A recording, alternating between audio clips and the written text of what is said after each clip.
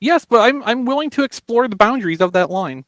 I I'm have a willing. habit of stepping over the boundaries, but Yes, whatever. I'm very willing to push that line to its absolute limit, and then some.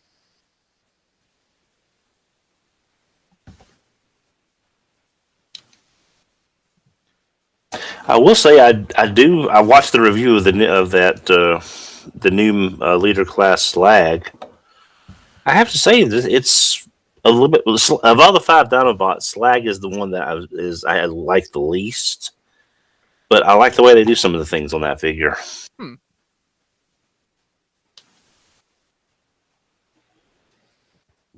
I guess we're streaming. Okay. Hey, Discord, can you hear us?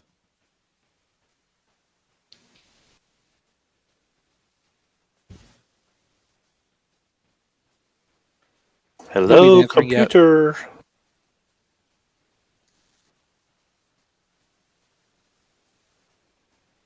Well, nobody's answering, so I don't know.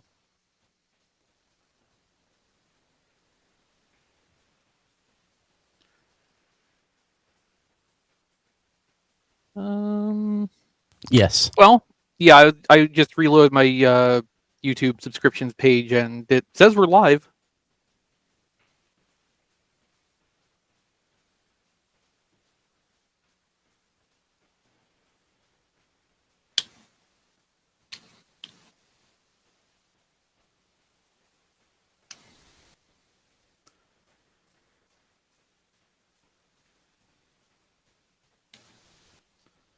Thanks, Spider Bob.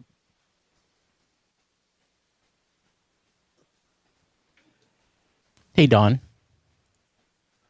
Do you have a green snarl?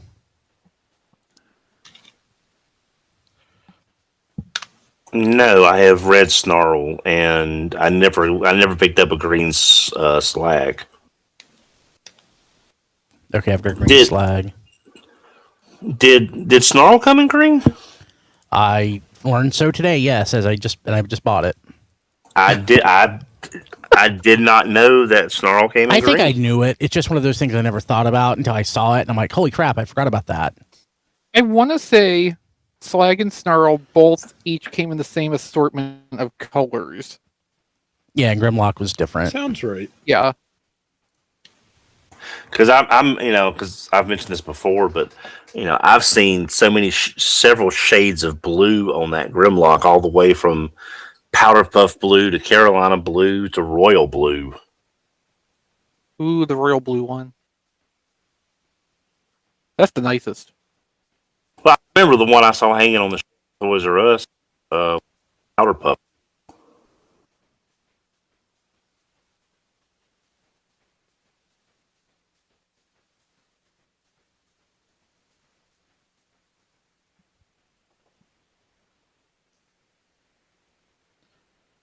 Part of me keeps hoping they'll Fans Toys will eventually make the G2 swoop and sludge. And just like make up colors for them. Well, no, I mean no. There's Hasbro. Aren't there official Hasbro color design? I thought there was artwork. Yeah, there was artwork. Yeah, I mean, if there's artwork that's official-ish. It's pretty. I need to refresh myself now. Let's see. No, you've had your food. Yeah, I did like an hour ago. Now I'm talking to the other fuzzy person here. No. Yeah, I already ate too. Nice. Well, instead of getting a Battle Gaia, my cat is getting the pneumonia taken care of. Well, that's good. Yeah. So it was. Well, I don't want to say just pneumonia, but it was. It's some sort of infection. It's just that we took it to the emergency vet instead of the regular vet, which that probably saved her life. But she had an appointment like for a day and a half later at the at the regular vet. It probably would have been a third as much as expensive. Right. Yeah. It cost more than my two first cars combined multiplied by 2. It was absurd. Wow, because there's up here in Greensboro, there's a 24-hour emergency vet that's part of the hospital up down in Greensboro. where it's the same as as a regular vet visit, supposedly. Well, this one isn't. This cost more than Buddy's entire run of like chemotherapy. Man, that's I think now. I think the price has gone up as of late. I think it may be COVID related. Well, now, can you get pet insurance Yes. on your insurance? Okay, because Not on my I insurance. knew You'd have to have separate pet insurance. It's expensive, but it would have between that, the splenectomy that Charlie had like 3 weeks ago, which was ridiculous as well. But I could justify that a little more because they literally cut him open and took something out. And Max, his end of life stuff. It's crazy. I've never spent this much money for pet stuff in my entire life. I've spent more on pets this year than I have for my own health in my entire lifetime. Now, why are you hiding under the desk? Because he's going to bite you.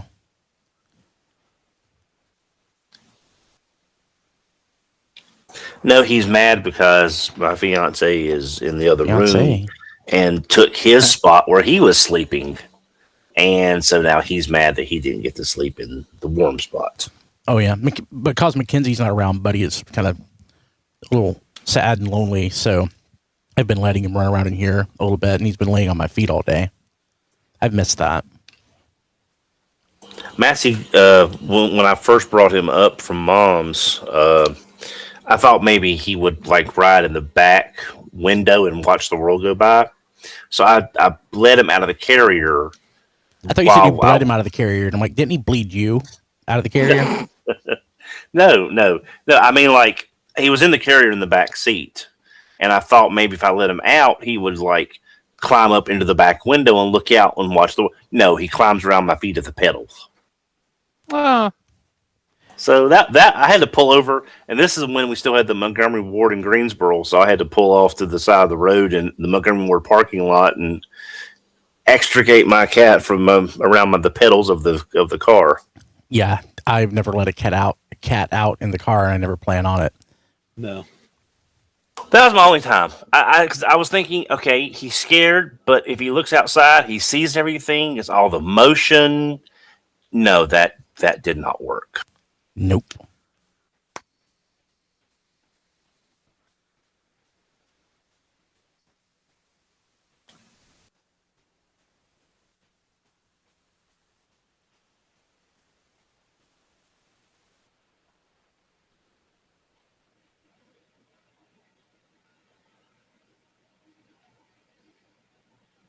Well,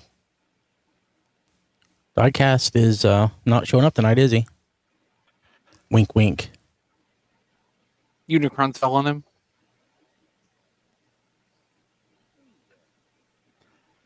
He's pinned in his basement, calling for help. Can't reach his computer or his phone. I still yet to transform mine.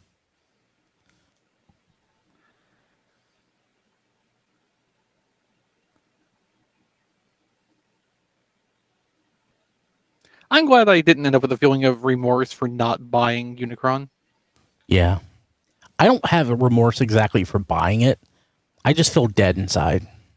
No, I just, there is the part of me that, like, along the way with the whole process, I was wondering, like, when I saw people with them in hand and, heard people messing with them, like, was I going to feel regret that I didn't try to buy one myself? And the answer has proven to be no. Okay, A delightful no. Diecast has just tried to enter, so I'm going to tweet at him. Hey, Diecast, when are you showing up?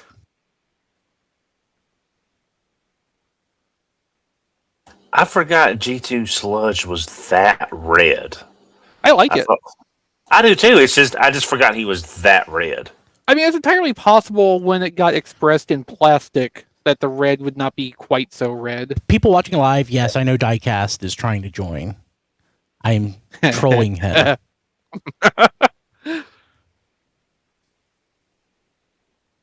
So that will go away when the game is over.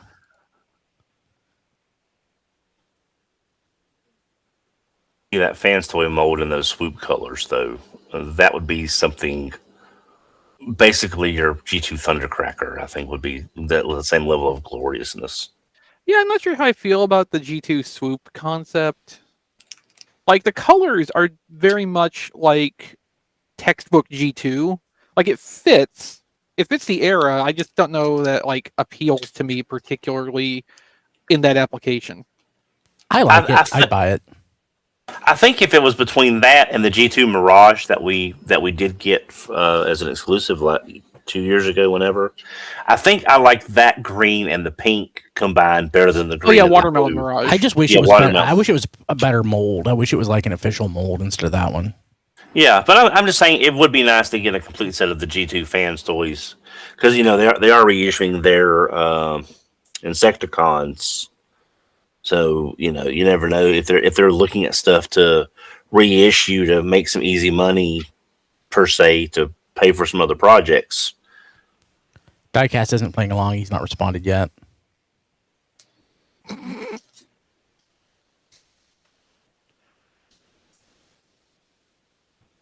Okay, I'm getting tired of this. I'm going to admit him. Hey, Diecast. You're muted. Hey, What the heck is that phone number joining? I don't know. Is that John? Yep. Oh, I didn't hi. let a phone in. How did you get in? Invite has a phone number, Oh, like I don't know. Zoom. Interesting. Well, your phone number's not showing up on screen. That's good. Oh, good. Just most of your phone number. yeah. I mean, It's just for I mean- pre-show. I mean, like, the area code's not a big deal because John's not exactly secretive about where he lives, and then, there's not anything else useful enough in there for, like, stalking purposes. Yeah. So Diecast, what we were doing, we were letting you hang, and we were pretending like we didn't see you, because of course Oh. this is the big day. yeah. It was my It's idea. Upstairs. I didn't even bring it down. How could It's you? too big. It's too big. We need a hand truck to do that, I think. Yeah. A dumb waiter. Yeah. Or like the lifting straps. Oh, you yeah. You don't realize how big it is till you get it. Yes. No, you I mean- now need to install a dumbwaiter in your house simply to move Unicron between floors. I mean, you're right, Diecast. You see the pictures, you see people standing to it, sitting on the box. You see plenty of things that you know what the size of, and you think you have a good idea of how big the Unicron box is. And I then have you a get the laundry box. chute that used to be a dumbwaiter. It wouldn't Really? fit. Oh. I mean, so, like, the photo Diecast posted, I know roughly how big Diecast is. And from that, I can, get a pretty good sense of how big a Unicron box is. So, like, it's pretty big. That was the first time I used myself for scale. Yeah. That's funny. Couldn't find a banana. Or a can of Coke. Yeah. Hey, somebody on TFW 9 years ago, this is just where it's posted, did a custom repaint of Sludge and Swoop into G2 colors, and they look amazing. I want that badly. Yeah, there needs to be. I want those knockoff people to do these in that color. Is Swoop? That's not the red one, is it? The Green red and one's blue. just It's green and blue. green and blue. Yeah, just it's sort of similar to the Watermelon Mirage colors, but the pink is now a blue, but it's the same general idea. Yeah, I'm surprised like Vans Toys didn't do a G2 Swoop or something. I was just assuming there was no G2 Well- Swoop because Well, I mean, There wasn't. It was unreleased concept art. But I just figured since they're reissuing their Insecticons, that they may be getting on the reissue train, trying to get some business on these older molds that people can't get anymore, like the Insecticons and things like that. well, they don't put enough out either. Like Yeah. the Insecticons sold out so quick. You can't even get them if you want them. This came up because I'd forgotten that Snarl was available in green. It popped up on TransformersLand.com today. as far as their weekly update or semi-weekly update. Honestly, I'd forgotten it. It's not. It's the least common of its colors, I guess. So I've got both versions of Slag. Actually, I guess there's 3 versions. So I guess there's a G1 color as well. But I've got I think the red and green version of that. But yeah.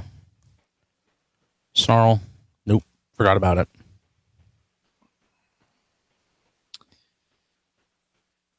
And I guess not that it's lucky, but my grandmom did end up passing late Monday, early Tuesday morning. I'm sorry about that. No, Sorry to hear it. Thank you. But she, it was expected. It was, I knew it was going to be happening. But the lucky part is she missed Mother's Day, and she missed, which was Sunday, obviously, and then she missed my anniversary, which is today. Yeah, well, I know you wouldn't want that memory particularly associated with either of those if you could help it. Yeah, I get what you're saying there. My grandmother died like 3 days after my aunt's birthday, so I have to always assume that, every year when that birthday rolls around, it's kind of a reminder of, oh yeah. Yeah. and it's it is my anniversary Today? and I'm here. I thought it was this weekend. No, the 12th. Yep. Crap. Yeah. Go. If only there was a toy fair right now. That's usually Valentine's, yeah. Valentine's Day. Actually, do I have red Slag? I think I do. Don't you have a spreadsheet An for this? anniversary is very Not anymore. flexible because even if it turns out that it's on like a weekday, you can still celebrate on the weekend. Since I got kids, I don't celebrate any of that stuff anymore. Like I spent like the first anniversary with kids. Like we both literally had the flu that we got from the kids. Happy anniversary. Yeah.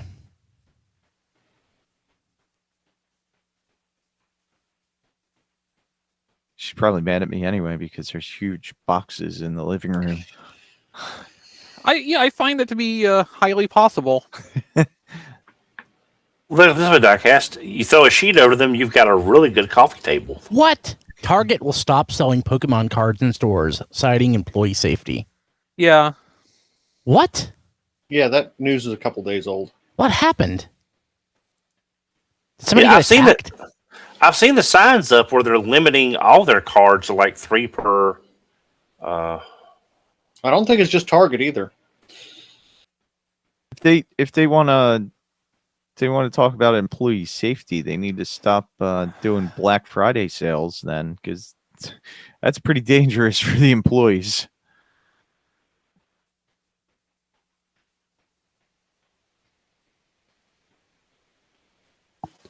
Well, there's kind of a range there of, money made versus, threat to employees. And I'm sure they don't make enough on the game cards to, sacrifice their employees. Yeah. Black Friday, on the Yeah. other hand. Yeah. Well, that's what I mean. They just, it's not really. They probably figure they're going to sell them either way. So if they put them online, they're still going to sell them. Holy crap, somebody pulled a gun out during a fight over sports cards at Target. The selection of sports cards at Target's not that great. Yes, well, when you can't find them anywhere else, and Target might happen to have 4 or 5 packs of them hanging around. So, I don't mean to... I know that there are not that many hobby shops around anymore. But hobby shops, they're the ones with the better cards. And every hobby shop that I've gone to still has cards. So,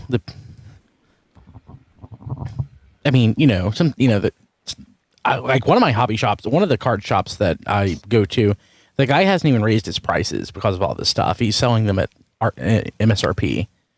The other one, the guy is like quadrupled his prices. In fact, I bought a pack of something from the one and had it over at the other store. This was last year. And I told him where I pulled it. I asked him if he had the packs. He's like, yeah, they're like this. I'm like, well, I got him the pack for this over here. It's like, oh, where? I need to go over there and buy them from him. I'm like, you dick. You know, I thought about this when I was opening Unicron and everything because, you know, people were always asking, are you going to sell the second one? I'm like, no, I'm keeping it. Which is still my plan. But I'm like, you know, people Now should that look. you've seen how big it is, Yeah.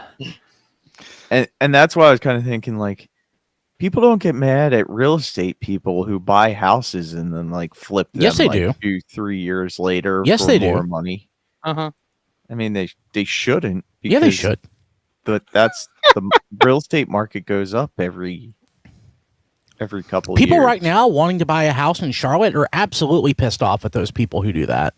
Oh, They- really? Yeah. that's of course. why they can't buy houses right now. That's why they can't Uh-huh. buy houses. Those people pay cash and will offer over asking. And like my friend just sold his house in Charlotte. He had 18 viewing requests within the first 30 minutes of posting it. He had accepted an offer the next morning, sight unseen, for $25K over asking, and he had limited the offers that he would take only by people that were offering cash. So Really? those people who do that, the flipping, they offer cash. People who want to buy a home to live in it typically get a loan, and those people muscle out the people who actually want to buy a house to live in it. Yes, those people are hated. That's what the fiance and I are running into is what we're paying $400 a month for a 2-bedroom apartment, which is extremely reasonable because I've been here for so long. But we are trying to combine 2 households into one apartment, which is not working. But everything we see, the closest thing that we've seen with the room we want in this area is if we rent. I know the whole rent versus buy thing. $1,600 a month. Yeah, it's like it's quadruple of what we're paying now. it's like $2,400 here, Don. Yeah, I get it. It sucks. Yeah, so I mean, and she just sold her house in January. I sold my folks' house back in 2014 or 15 because it was just too much house, and we weren't even a thing at the time. So I mean, it's terrible. But again, it was good for her selling because she sold to the third person that looked at the house. But for buying, You're back. it sucks. It sucks.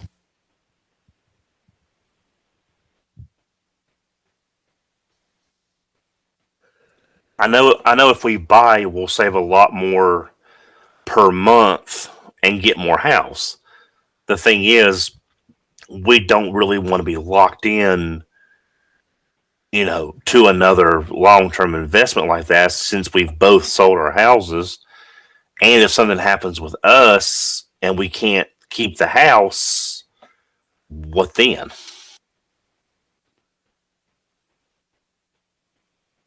I mean, I think that's a common problem a lot of people have. So Yeah, houses are too expensive and hard to find. you can always, down the line, if anything happens, you can always sell it. Unicron? Or what are we talking about? Sorry, I stepped away. House. Well, you say that until the market collapses. Then you have to wait. Uh-huh. But the market's only really collapsed like that once in the last 20 years. You could sell a house then, but you're, going to lose You're your... upside down. Yeah. Yeah, I do. Yeah, it did go down. Yeah. For a little bit, but it always rebounds. But yeah, if Well, you get stuck in that down period, I don't want to could say it has, in our lifetimes, always bounced back. There will be a time in the future, who knows, it could be 10 years from now, it could be 1,000 years from now, when it won't bounce back. Nostradamus. I'm just saying. It's just the way things work.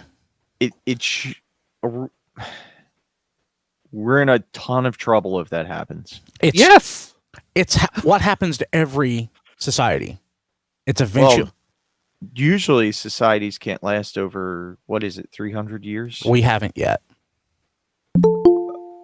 But I'm saying like that we're getting close to that point. Well, I mean that don't use that as an anchor. Well, I'm just saying, like, look at Rome. Rome fell. Lasted like 700 years or 1,000 years, actually. What was it? If you like, but I from mean, the but how dawn much of of the that would Republic you to the end actually of the want to Empire. live there? And how long have we been a? So 2021 minus 1,776. Or if you just Diecast can't do that math in his head. Yeah. Stop trying to make me do math. I just woke up. Yeah, Rome lasted for over 1,000 years. Okay. And unless you count like the Holy Roman Empire and crap like that, which you Maybe shouldn't. it's 1,000 years. Maybe I. No, it's like 200 years. It's much lower than that. 250 to 300 years is the What I've typical. heard. What I've heard. I'm not an expert. I'm not an expert in just saying what I've. Yeah. I'm just What I've saying. heard Eventually, What did I walk into? you don't want to know.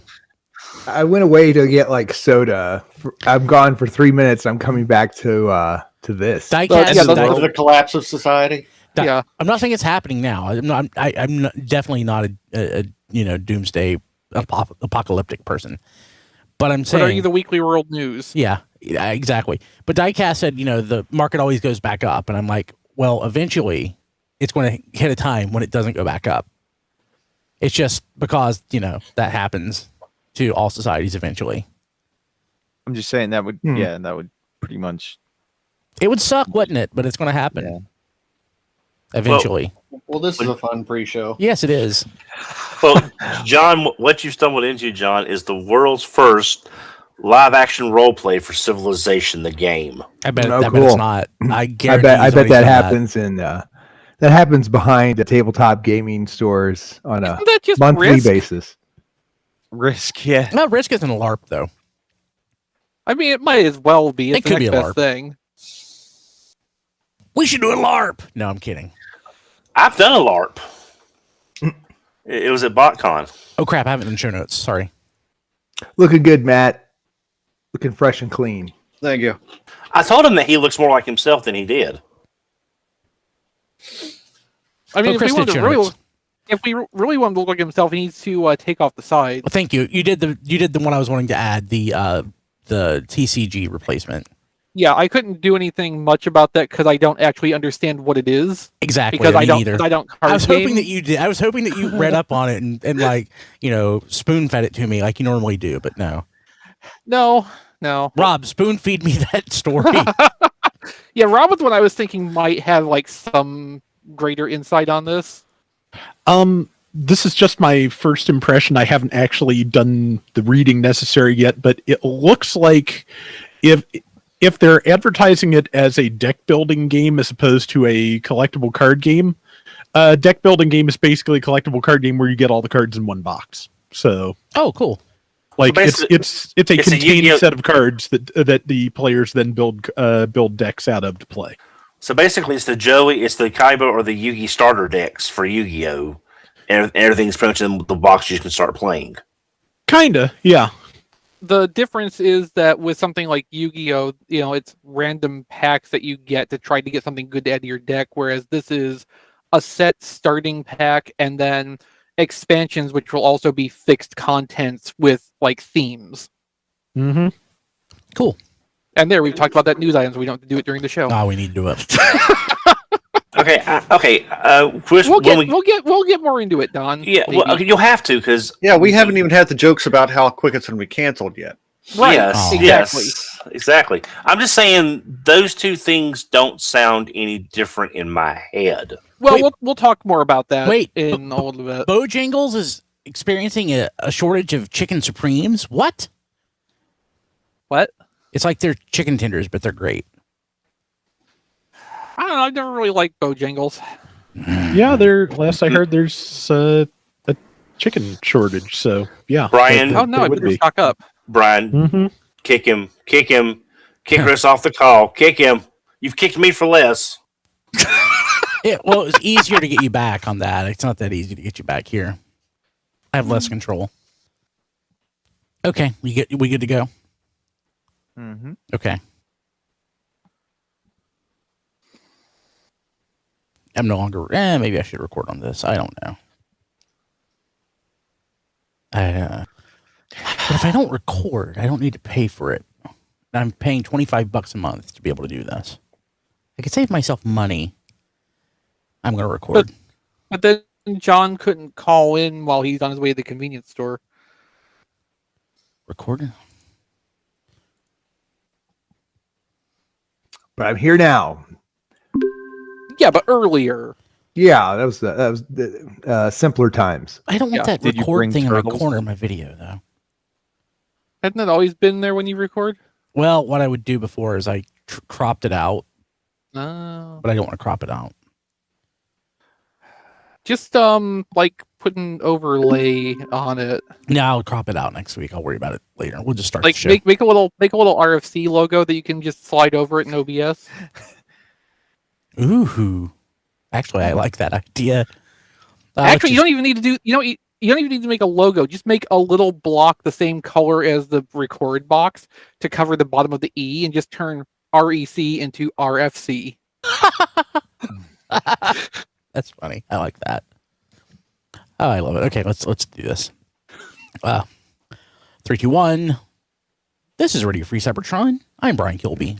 Welcome. With me this week, I have Chris in his orange shirt. Yes. A recently trimmed up Matt. Hello, how's it going? You look great. I know. John Luna. Yo. Rob Clay. Hello. Donald Ferguson. Hello. And Diecast couldn't be here this week, so we'll join him up then. So, okay. So, no, Diecast is here. I'm here Yeah. with two identical twins, and it feels great. Yeah. Well, this is the big week. Do we just want to talk about it now instead of waiting? I kind of want to make him wait. Okay, we'll make him wait. Mm-hmm. He will go last in what we got this week. Yeah. Yeah. You know, there's really nothing else to talk about, though. There's like no other chit chat. I don't have any chit chat. I mean, that's your bad planning. Like, don't make us. I will say that I last year I was really hoping to get that Guard City or Battle Gaia or something, but I ended up spending all my Battle Gaia cash, which I didn't have, on my cat. Pets are expensive. Kids are expensive. You know, have your pets and children spayed or neutered. Yeah, you tweet a lot of pictures from the vet. Yeah, I have 5 pets. I had 6, but Oh. that's no. Let's see here. If you get pet insurance, is that like is it per animal or Per can animal. you get it to cover It's not Yeah. blanket. It's not blanket. Yeah, it'd be awesome if it was blanket. So I You have have like some of that, right? yeah, I have like blanket insurance for all the electronics in my house. It's like $20 a month. So instead of getting like that, insurance when you buy a piece of electronics, if it's part of a category of like 40 items, I'm covered. So, yay. That's awesome. But you can't do that with pets yet. Yeah, I mean, it'd probably be more than $20 a month if you could. probably. Yeah. So, but yeah, cat expensive, but hey, it looks like she's gonna live, so that makes Good. me happy. Yeah, I was worried. Poor thing. Mhm. You know, I probably could have just bought her some Tylenol and bought myself a Battle Gaia. Yeah. I would have done that. Yeah. No, I'm not qualified to make that decision. But literally, that's basically what. No, it's steroid. They're going to give her steroids. If I had some buddy steroids left over, I could have just tried those and bought myself Battle Gaia instead and called it a day. You're not qualified to make that decision. No, I'm not. So it was like just stuff in the lungs, right? Yeah, stuff in the lungs. It's not even Like bacterial. pneumonia. It's not. No, it's not even bacterial. Yeah, I didn't know that you could have an infection, or your body would respond the way that it is without like a bacterial infection, but it is. That's why the vet makes the big bucks, and I don't. I hope considering what the vet has to know to be a vet, I sure hope they make a lot of money. Oh, they do. Good. My uncle is a vet. Good. They deserve it. They are miracle workers. It's funny because we were actually joking yesterday, because he works a lot of hours. I said, "Well, I'll just go in for you, and I'll talk to the the patient or the patient's owner, find out what's going on." Was that the reason? No. We were just saying because he works a lot of hours. He didn't want to go into work the next day, and I was like, I love animals, so I was like, oh, I'll do it for you, and I'll just go in, see the patient. I'll go outside. I'll like text you or call you on the phone and say, here's what I got, and then you can tell me what to say, and I'll Dr. just go in the room and Diecast. say it. He was like, yeah, that'll work out perfect. So. Dr. Diecast should be the name. Like it should be like a podcast, or a YouTube video series. I don't know. Okay, chit chat over. Let's talk about news or something. Don, I mean, he's got to be at least as qualified as Dr. Oz, right? he's more qualified than Dr. Oz. Don, tell us about the news. What are we doing in the news this week? You want me to do it? Lots of things.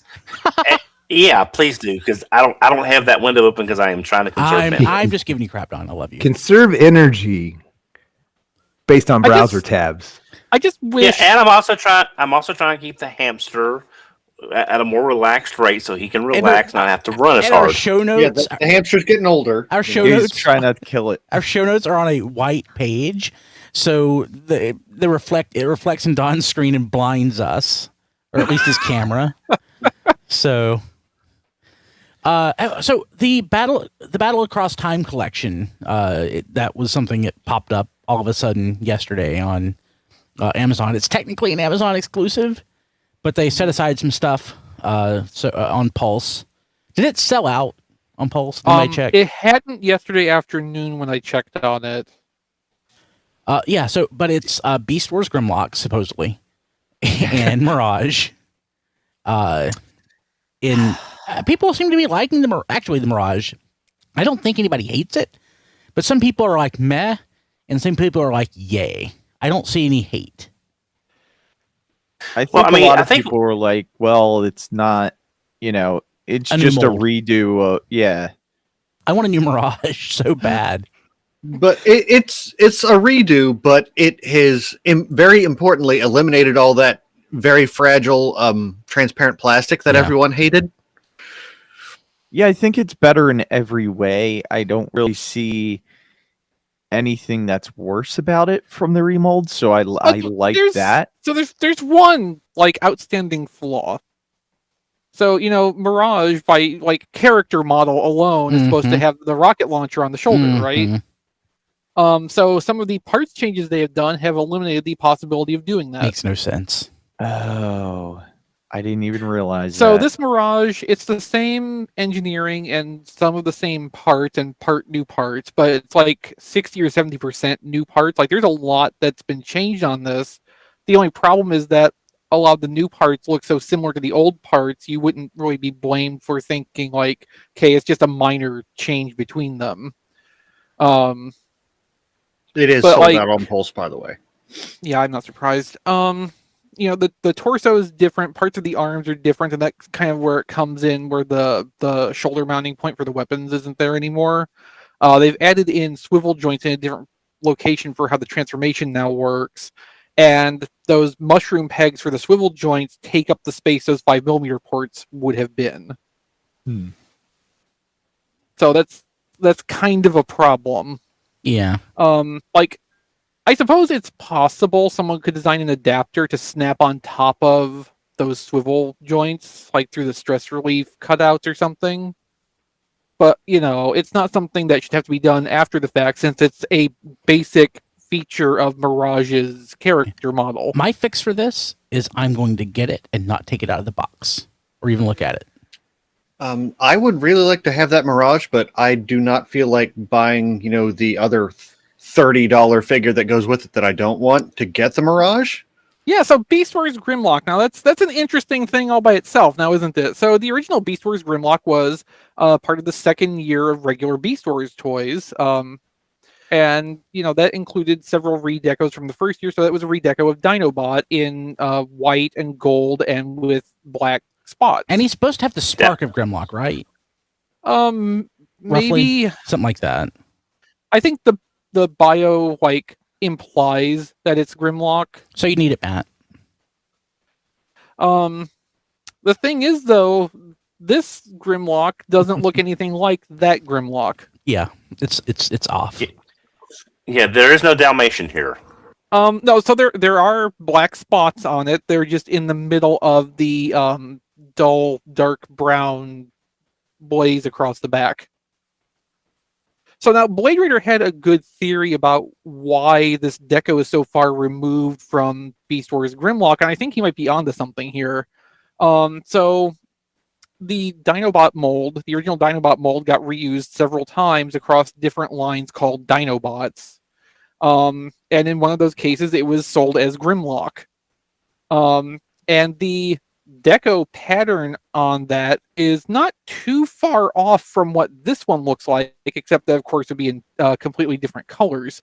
So Blade Raider's theory on this is that somebody used that as reference, and it got far enough along for that to be locked in, and at the last minute, they realized what had gone wrong and just tried to change the colors to be similar to Beast Wars Grimlock rather than Dinobot's Grimlock. And we've seen things like that happen. The 2014 G-Axis toy being orange because of the Transformers Universe or Robots in Disguise G-Axis, which was a Jetstorm redeco, which was orange because it wasn't supposed to be the same character. We've had various instances of bad research into what these previous toys looked like, and I could totally see this being the case, and what we're getting is just basically a hot fix to try to get as much back out of this to what they were expecting it to be versus what someone actually designed it to be. And apparently it doesn't matter because it is the #1 bestseller on Amazon's toys and games. So Wow. Well, It's available too. That happens with Yeah. almost every Amazon Transformers exclusive that goes up for, its first week. It becomes the #1 bestseller in action figures. which shows you how popular Transformers are. Surprisingly, yeah. That happens. I mean, I was looking at the list and it's like this, and the #2 is like some sort of fidget push pop. Ooh, I need a fidget push pop. toy. I mean, I'll be honest. I am more surprised by the Mirage than I am the Grimlock, because Dinobot really didn't have that many available recolors. You couldn't have got Dinobot 2 out of this at Get all. Fox Kids. Yeah. Well, no, Fox no. Kids Dinobot, Beast No. Wars Neo Hardhead. Yeah. Oh, yeah. Oh, yeah, I forgot about the Neo stuff. You're right. I did forget about the Neo stuff. Dinobot's Dinotron, which was the green redeco of Hardhead in the first Dinobots line. Dinobot's Grimlock, which again is what Blade Raider suspects that this deco layout is actually based on, if not the colors themselves. You're right. I forgot about the Japanese versions of that mold, to be Is there a honest. Blintron? No, not a Blendtron. There was a Cyborg Beast Thrustor, Yeah. but that would require a lot of remolding. But yeah, I mean, doing Hardhead would only require a little bit of remolding. This Grimlock does have a different robot head versus Kingdom Dinobot. It has one based on the original Dinobot toys head, which I think is kind of neat. But Yeah. I also hate the way this looks because of what they did to the deco. I'll be honest. I'm as happy to get the Mirage because, like I said, as I've said before on both here and Twitter, that Mirage is my secret, like the secret mold is for Matt. I will take every one of that mold I can get. And several people on Twitter yesterday joined in a thread and just kept coming up with all of the potential remakes we could get to fill out those seeker ranks, like Generation Skid Z and Machine Wars, Prowl, and Mirage, and the list goes on and on. I just want Diaclone Red Mirage with the toy head that we know exists. Someone also threw out the G2 concept Mirage colors, the Watermelon Mirage, and That'd be I cool would too. absolutely buy that. And Slapdash from Power Masters come with a Battle Master named Lube. Someone suggested that. I'd take another Fracture. Yes, yeah. See, the potential is endless for this mold, really. Hmm. And it's not an illusion. It's not a mirage. Interesting. Okay. So what have you been up to, Brian, while we've been talking about this? I've been. What have you been buying? Yeah. I bought something pre-show. I've actually been looking in the chat. There's been some bad news in the chat that I don't want to make public, but I feel sad about it. Hey, but you can join us in the chat and feel sad about things too at tfradio.net/discord. We, that runs 24/7, but we also talk to our chat during the show and sharing good news and sharing bad news and just pouring one out for Sean. Okay.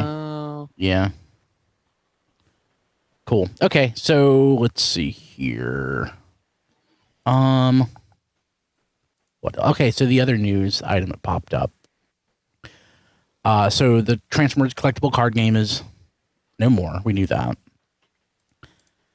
But the license, and I guess honestly thinking about it, I honestly forgot. Like the TCG.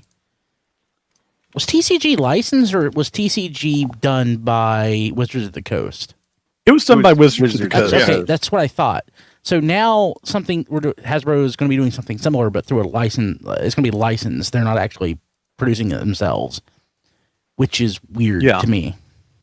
Yeah, just to explain a little further, this is a deck building game, which is basically deck building games are like collectible card games, except you just get all the cards that are in one box, and expansions can happen the same as a CCG, but you're not buying it by the pack. You're buying it in like boxes equivalent to a roughly equivalent to a full board game. And this is being done by Renegade Game Studios. I am not plugged in enough to the board game scene to know them, but I don't know them either. Are these deck building games popular? Because it kind of takes the collectability out of the single cards, I guess. So, do these do well?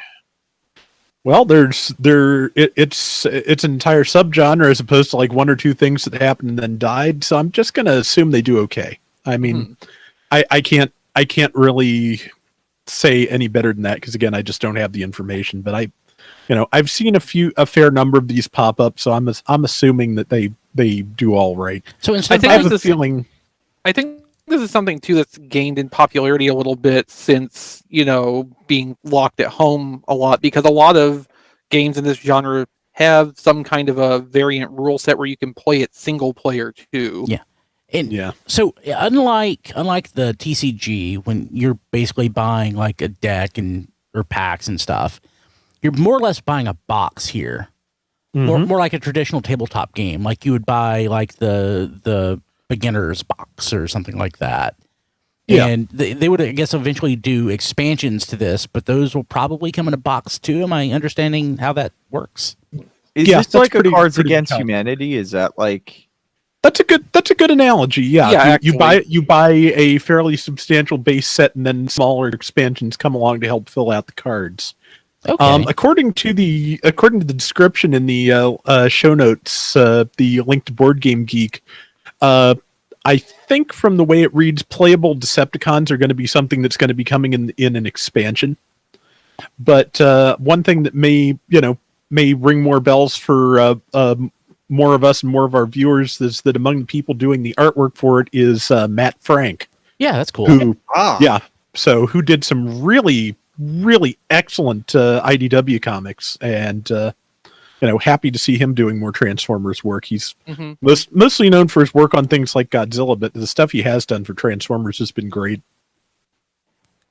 Yeah, I mean, this is kind of a no-brainer for Hasbro, because if they weren't making money with Transformers TCG, I know you cringe at not making money because they probably were, but maybe they weren't making what they wanted. They made the decision. No, you got a point. They made the decision for a reason. It's just weird to me that they would license this out and compete with themselves, not in the Transformer space, but just in the. I mean, they own Wizards of the Coast, so it's like if you're buying this, it means you're not buying something else that Wizards of the Coast makes. It's just weird to me. Yeah. Well, Brian, it's really akin to them doing Red, and then they license out for the Ultimates line. That's a good analogy, Don. That's a very good analogy. But you're automatically making money because you don't have to produce or sell. You're just licensing. You have no risk here. It's just money. No, Risk is a different game. Thank you, Don. I don't think Wizards of the Coast does any deck building games. So it's kind of, they're not competing with themselves because it's a different category, I guess. Yeah, if Wizards is not in this genre of game, like, it makes sense to license it out to someone who is already in this ecosystem. I mean, I guess I have a hard time separating the two. I mean, it's just, to me, the difference is one's in a box and one's in a pack. Yeah. But I'll definitely buy this. It's been a year since the trading card game was defunct. So I don't think Brian's looking at this as competition against the TCG. It's just competition against Wizards, which is a Hasbro subsidiary, and it could be an internal thing entirely to them. But now it's competing against theoretical Wizards like product, Magic and stuff like that.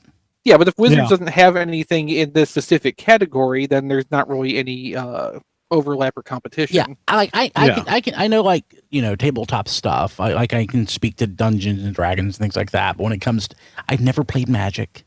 I've honestly never played the TCG, even though I've bought a bunch of the cards. So if I needed the D20, or something like that, any polyhedral dice I'm good with. Cards, not so much. Blade Runner suggests bots Risk. Oh. And see, now there's a missed opportunity. Like, Hasbro should be designing some kind of board game around bots. And you use the bots as your game pieces. Exactly. That's what I'm saying. Like, design a board game around the toys that are already out there. And of course, some unique, like one or two unique molds and some unique decos for game pieces packed in with the board. But like, you can use any bot you want or own. So Frank is saying Transformers is never a competition for Magic. Well, that's not what I'm saying. I'm saying gaming competition for gaming is, think of it that way, not Transformers for Magic. But like, I don't know if the competition would really be a thing, because like, it's probably not.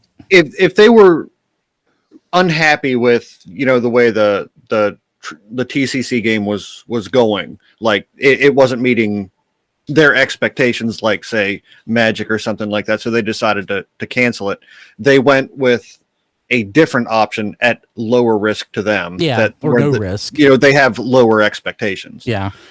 And I would say that personally, my opinion is that tabletop gaming as a whole, which is kind of where we're wandering into with these, is just way too big a category for any part of Hasbro to think of one more game in this field being competition for them. It's just too huge a thing. So that means that, because it's a licensee, they're getting money out of this without any extra work, the way they do with other licensed things. So it's one more Transformers product on the shelves. They get their licensing fee. Somebody else gets to make a game. It makes sense. And the thing with the TC... Oh, yes. Blade Raider said bots clue. Yes. I like that. Who did it? And it was the toilet paper. The toilet paper with the slice of pizza. They're not only a character, they're the murder weapon too. Oh, that could be so confusing. I love that. Yes. So like the thing that went wrong with the TCG, as I've parsed it, like, or at least a big contributor is with COVID, a TCG relies on having gatherings of some scale, like even if it's just, little local things at a comic book or collectible store that host these kind of events, it relies on having that happen regularly to build the audience and the market. And that's been impossible responsibly over the last year. And like I think one of the things we heard about with this, or at least like was strongly hinted maybe, was that the market was able to grow to the point where they needed it to grow to continue that project on. Yeah. So like it very well might have been making the target amount of money, but it was not growing. And with the circumstances being what they were, for the foreseeable, it would continue to not be growing because it can't. But like Pokemon's apparently still doing really well. And also, I mean, again, taking resources, because Pokemon cards are their own kind of like sub phenomenon thing. Yeah, but I think also maybe take some resources away from TCG, put them on Pokemon where it's going to make money. And when it boils down to it, like just saying Pokemon cards. Whenever I'm at the card, looking at cards at like Target or Walmart or something, you have parents and kids all looking at Pokemon cards. Those TCG cards that were there 8 months ago, a year ago, are still there. I mean, I don't play Pokemon, but like I have Pokemon cards. Yeah, so me too. Pokemon cards are their own kind of separate thing that is kind of outside of the need for my daughter loves them. Yeah. Market growth and like actual like community competitive play kind of things. A game like what this is going to be is, fixed number of players, and basically it's, your board night game, but it's with cards. Yeah. And a rule set. Yeah. One thing is that I have a little bit of experience, just a tiny bit from the other side, because many years ago I was elected to run the Yu-Gi-Oh tournaments where I work on Saturday mornings. Why are we just not learning about this? We aren't. He's told this story many times over the years. I just don't remember. Yeah, it's just you probably tuned it out because it was Yu-Gi-Oh. Okay, let me go buy something on eBay. I'll be right back. But Chris was exactly right about you needing the people and the interaction, because when we were doing the Yu-Gi-Oh tournaments, and where we used to have a snack bar kind of thing, if you didn't have a lot of people there early in the morning, most people just left because there wasn't that. The players weren't getting involved with each other that much. You had the same couple of people, and you didn't have the crowd there, and they weren't meeting new people and learning new strategies and trading cards and all that. So Chris is right. You have to have that growth and get new people in to keep it growing. Otherwise, you, like a lot of hobbies, you wind down to a core group of people, and you're just stagnant at that level. Mm-hmm. Keep going. I'm in the middle of buying something. Okay, so circling back to News Desk 142, one thing we didn't address in that yet is there was a leak a few days ago by In Demand Toys it was a retailer solicitation images for a new Takara Tomy project called Premium Finish Series. So what we can see of this right now is it seems to be a subline where they are just like drenching toys in paint for maximum show accurateness, or movie in this case.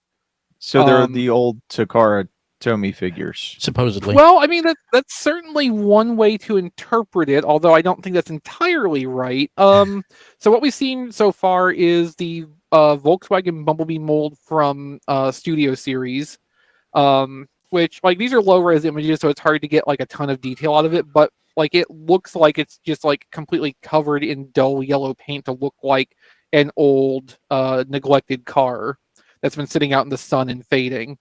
And there is a Siege Optimus, which is decoed to look as close to what Optimus looked like in the animated series as possible.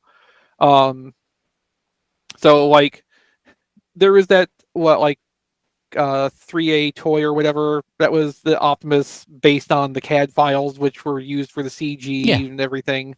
So you had a non-transforming toy that looked exactly like the transforming toy. Well, now the transforming toy looks exactly like the 3A toy. Weird.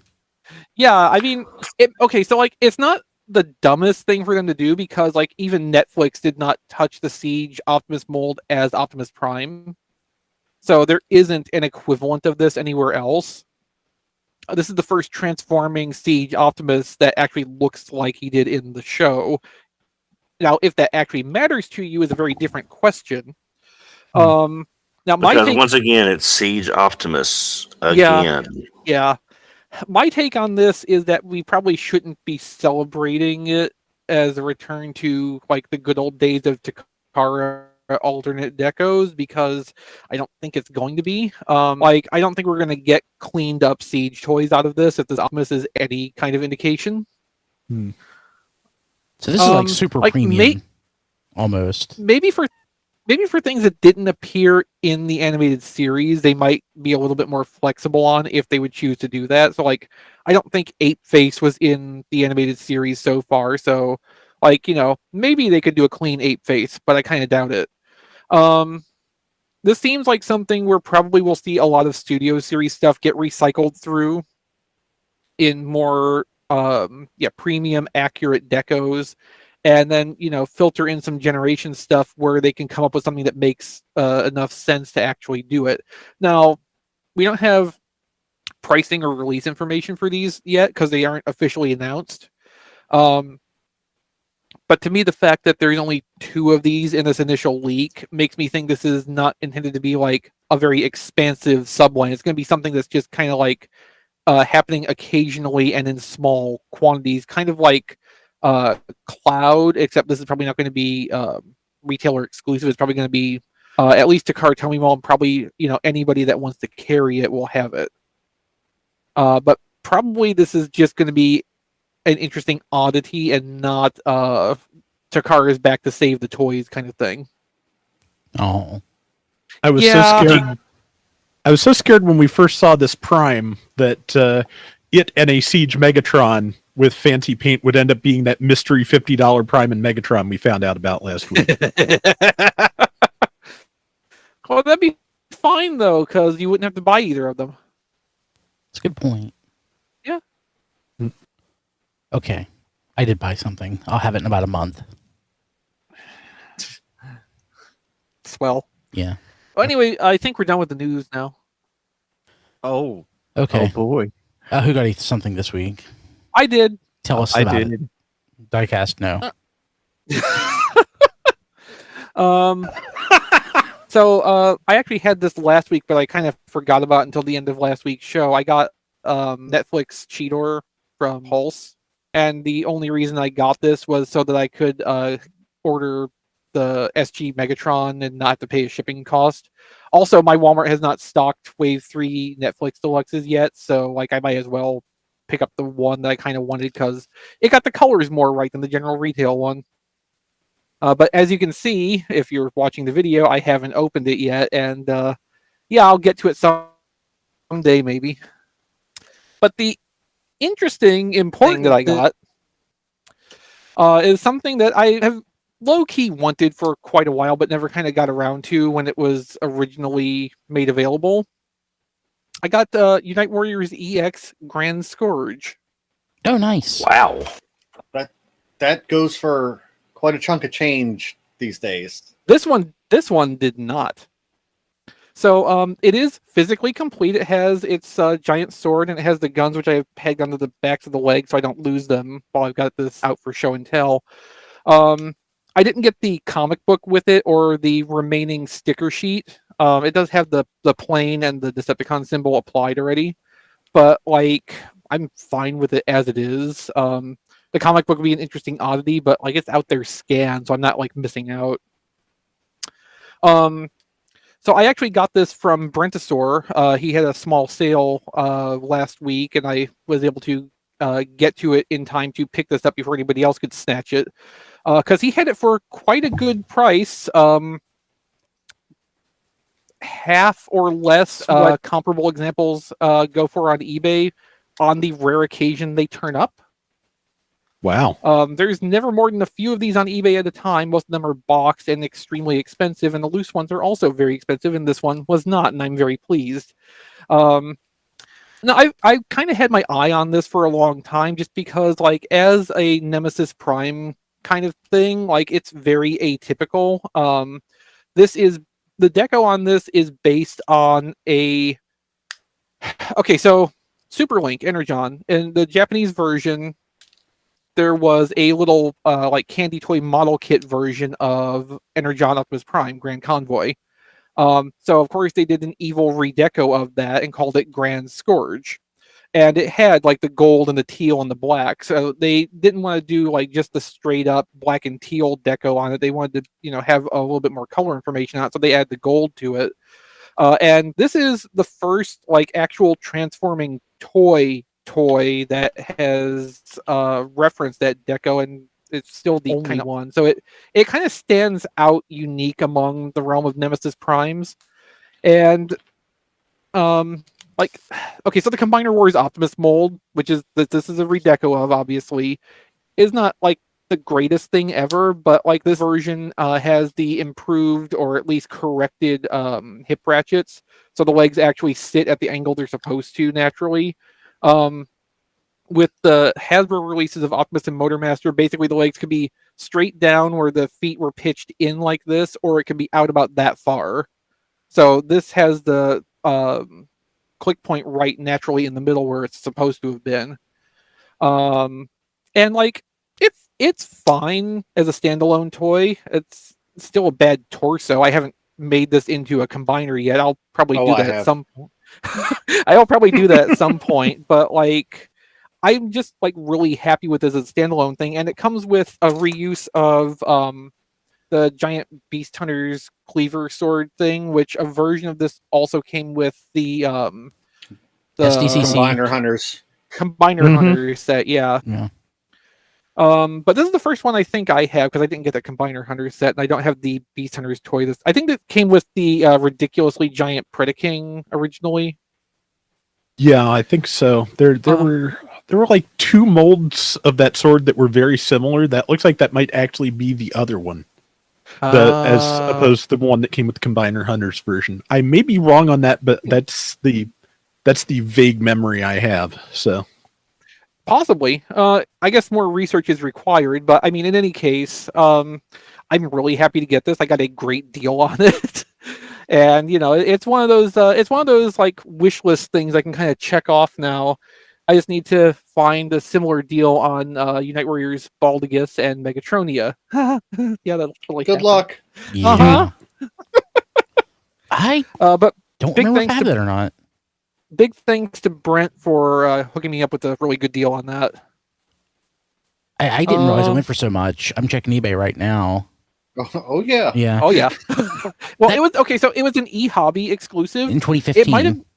It might have been the last eHobby Transformers exclusive, actually. Yeah, it's a long time ago. Because I think after that it shifted to Takara Tomy Mall for equivalent kind of products. Mm-hmm.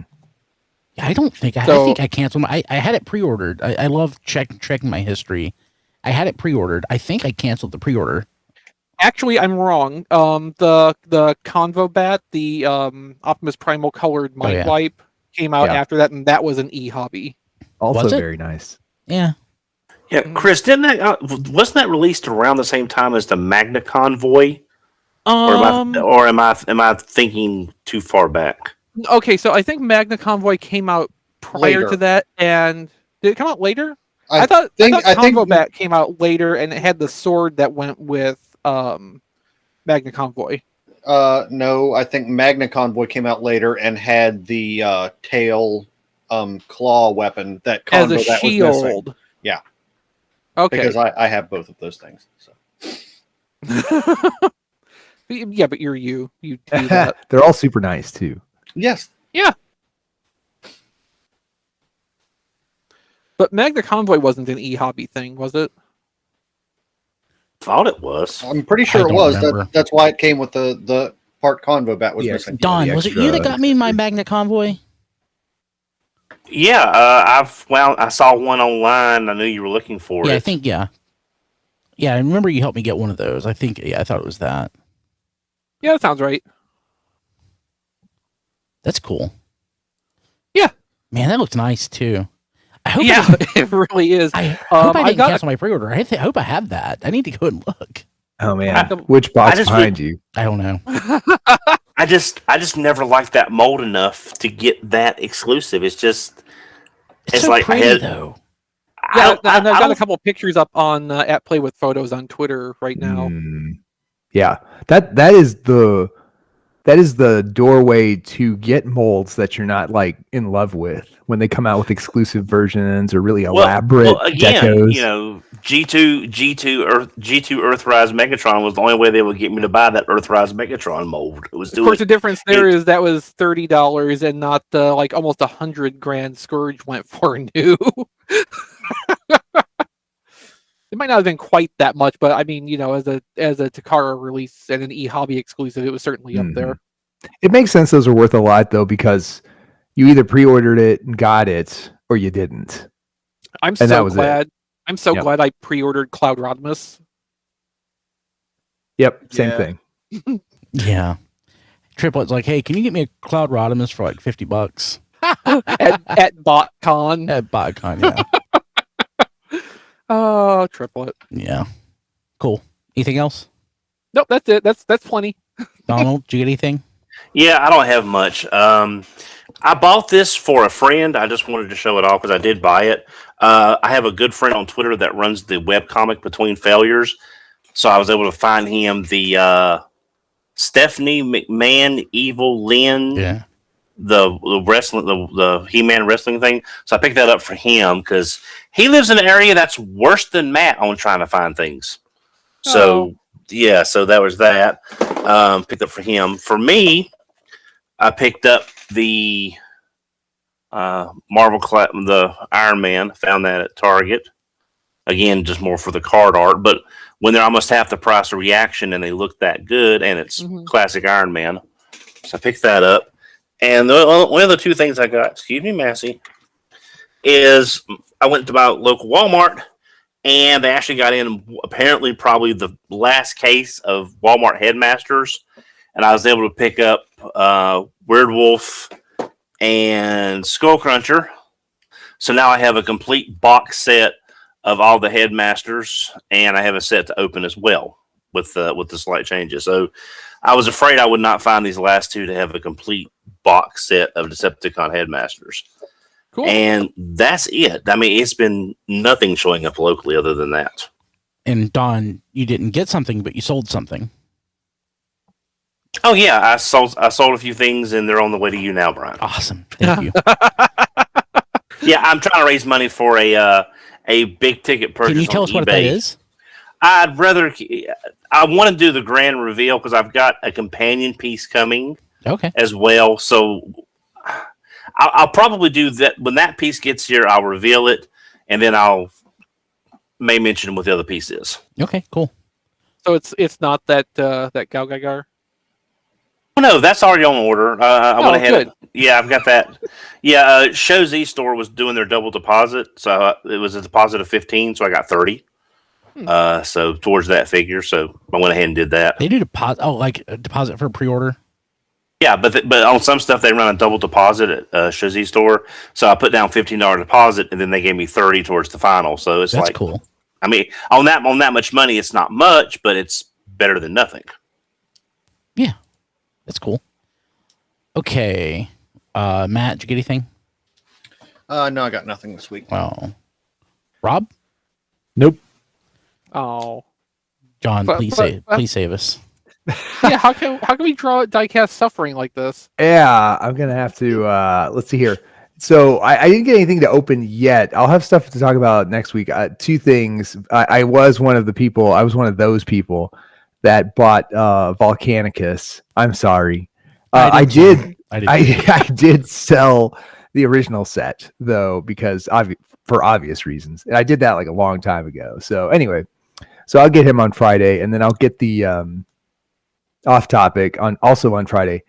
I'll get the NECA Ninja Turtles diorama, the cartoon style diorama that they did for the cartoon line, which reminds me every time this comes up how much I want official dioramas for Transformers. And given like they license everything now, they use all the parts of the Buffalo, all the parts of the licensing contract. I kind of wonder why we just haven't gotten there yet. Because Transformer dioramas for sure could be a thing. And these days, you're not going to sell 10,000 of them, but you're definitely going to sell enough, probably at a high price point, to make it worth your time, especially if you're like a little boutique toy company that gets that piece of the license from Hasbro because they don't want to do it. I mean, it's doable. So, well, John, I've never really been on the whole diorama things, but I know Toy Hacks did a lot of the background, from the animated series and stuff. Is that what you're talking about, but more detail with like actual rocks and recreating scene? I mean, is that what you're talking about? I would like a bag of rocks, yes, from somebody's garden, just a bag of official rocks. No, well, I mean, no, like you want like set pieces. Actually, here's the thing: like a lot of people are doing like it now. Dancetron. If you want to recreate, or even just I see a lot of cool stuff like that. People are 3D printing now that you can just buy the files for if you want. It's just unofficial. Like we're this close to having first party licensed dioramas or weird stuff like the squid from Transformers the movie, or just like random stuff like that. Other companies do some of that, or they farm it out. And when you think about it, certainly at least like all the ship decks, like all the decks from the different ships, and we're apparently like rumored to get a throne, an actual like an official like throne as an accessory. I don't know if that's allowed to talk about. Did we talk about that? That's like hyper leaker spoiler stuff. I won't go any further. I think we mentioned it last week. Yeah. Wait, what did we mention? So in 2022, Studio Series leader 86 Starscream is the throne. rumored to come with a throne. Yeah. So, coronation stuff. So you're kind of breaking the ice there, I guess. I mean, it's a chair. So it's more than we've got in the past. You say that, and I want the Abraham Lincoln chair now from that one episode. From Atlantis to Rise. Yeah, there's stuff. There's definitely stuff you can make. Anyway, I digress because that's what we're trying to do right now. I'm trying to, twist the knife die-cast. I'm just gonna say, getting an official, purpose-produced Transformers chair for your Starscream is great, but I remember the old days where you had to take a Transformer and turn it into a chair for another Transformer to sit in. I'm looking at you, Drop Shot. Nice. Okay. There's nothing else, John. That's it. I'm done. Okay. So we'd like to thank our patrons at the Touch tier. It's not Diecast. I'm going next. Diecast is last. Oh, that's right. I got a few things this week. That's right. You didn't go yet. So, damn it, my joke is ruined. Yeah, I had thoughts lately about how I don't even think I have the original Energon RC anymore. I think I sold it years ago. And I always liked that mold. And they're like, when I say so many, 5 or 6 different variations or different at least. Yes, different colors. And honestly, I was just doing some research and I'd forgotten that somehow like a couple of them are just super easy to obtain. Like there are a couple of around the Transformers. Was it the first movie? Yeah, that were Target exclusives. There's the Alita one. I got that. I bought one of those from Don this week too. So he's gone. He just stepped away. I don't remember which one I bought from him, but I'll have multiple. So there's Alita 1, the RC. These are all on the card. They just happened to come that way. It was not that expensive, and it was in a lot of 3 with hardtop. Oh, so. I mean, that's a decent mold too. Yeah. So I got. Not that you're going to open it. Yeah, I got those. So there's the Ariel, Paradron Medic. Yeah. So the Paradron Medic was an exclusive in Japan, so that's going to be harder to get. Probably. There's one of I think it was a limited edition of 3,000. Probably so. Yeah. And then there was, I think, 2 in the BotCon 2005 set. Oh, forgot about those.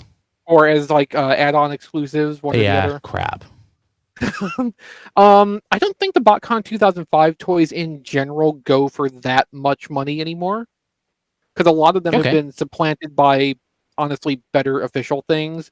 So the odd thing here or there, like the Cyberjet redecos, might still go for a little bit more than they should for the toy that they are, but like a lot of that stuff that used to be bigger money is not so much anymore. Yeah, but that tow line Ratchet for the longest time was the best Ratchet we had. Yeah, that's part of what I had in mind when I was describing the situation. Like the Ratchet and Ironhide certainly were better than the universe versions in many respects. And it wasn't really until Siege that we got in a mainline purpose-made Ironhide and Ratchet mold that beat anything else we had. So Don, what I was saying, you had stepped away. I forgot which one I bought from you, the RC mold. The Target recolor of Energon RC, the Elita 1. Yeah, so I before I bought it, actually, it already had another one. I just wanted another one. So that one came this week. So I'm amassing a collection of those. I'm gonna Nice. So that just added to it. Hey, Brian. Yeah. I regret to inform you that if you're going to get a 2005 Bakan Flame War, Oh, Flame War. That might be a problem. it's going to cost you at least $3. Maybe not. What do Well, you there's mean? two that sold for. Oh, I'm man. I'm debating on selling mine I'll buy it. because I don't know yet. It's just it's Radio. I'll buy it out happening. from under him. It's rattling out. It's rattling out in the back of my head. Holy since eBay crap. Live. I don't know. I don't- maybe not. Yeah. Oh man. Yeah. Let me know, Don. When you say maybe not, you might want to reconsider and see how much it sells for before you. Yeah, I know. Again, it's in the back of my head since I do have that Galgagar coming up, and I like the Energon RC mold, but I have Flame War from the Prime RC mold, which Yeah, the Beast Hunters one, right? yeah, Yeah. Very nice. which is a very nice looking figure from the Pirates versus Knights set. Odd set, but it has That some is good way figures more in than I it. want to spend for that mold. And if That's I what- was going to go for a representation of Flame War, I don't know why I would necessarily, but I'd probably go for the 2014 version myself. Yeah. Yeah. Dang it! I completely But- forgot about that. But there's the Moonracer Chromia version of that RC mold in the 2005 set, which I don't think goes for much of anything. Okay. Well. It'll be a while. Okay. Okay. A couple other things. I've been wanting one of these for a while, and I found a really clean one.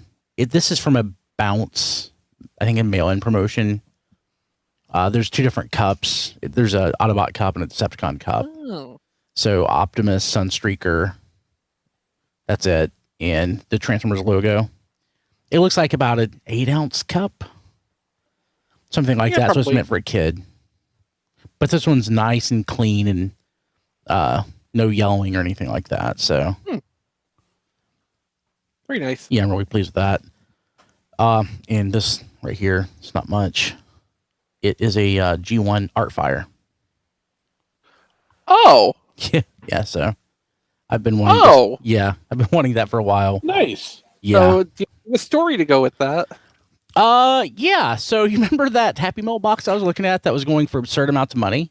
I certainly do. Yeah, and I basically had the money set aside to buy it, and And since you didn't, since I didn't buy it, since like 30 seconds after being outbid, I'd been eyeing that for a while. Mhm. I had been hovering. I'd had my hand hovering around the "Buy It Now" button. So a couple things about it. One, obviously, it's not in the box; it's loose, but it's a nice shape. It's good and clean. Mhm. Most of the parts that come off, though, at least Nightstick is, I believe, in the hands. No, Nightstick. I think Nightstick is painted. The hands, at least, are definitely resin cast.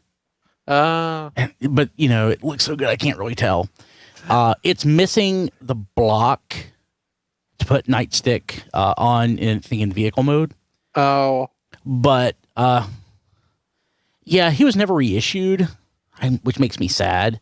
It'll go nicely with the Stepper reissue that came out. yeah.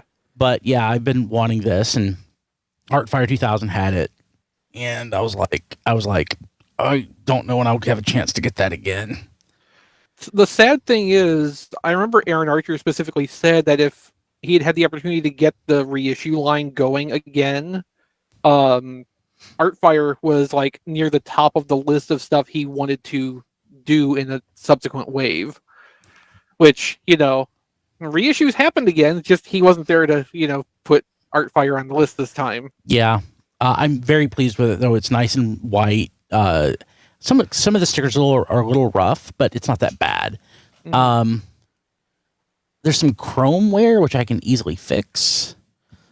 Just as far though as things that I want that I didn't expect that I would be able to get, especially within a certain price range. That is something I didn't think I would be able to get into within a specific price range. But it was far south of four figures. It was not anywhere near four figures. So, which is what I would have expected to pay for it. So, I was actually having a conversation to draw this out and make Diecast wait. I was having a conversation with our buddy on Twitter, the Pathologist, about back in the 2000s when I was buying up new stuff and just spending money on toys that in sort of an aimless, directionless way. Japanese stuff was way more reasonable and inexpensive. Like even in the last year, we've seen prices spike, and he has a beautiful collection of Japanese exclusive G1 items. It makes me really wish that I had tried to go for that stuff when it was, a third as expensive as it is now. Mm-hmm.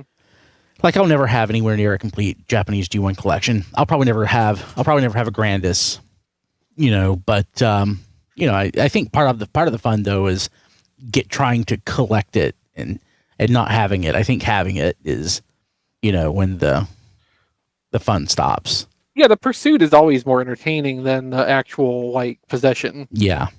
So yeah, I'm happy. I've got an Artfire. Never thought I really would.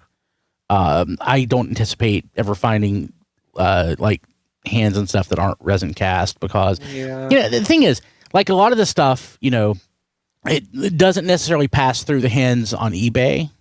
So, a lot of these items just aren't on the market because they're in the hands of collectors. And a lot of the stuff passes from collector to collector outside of eBay.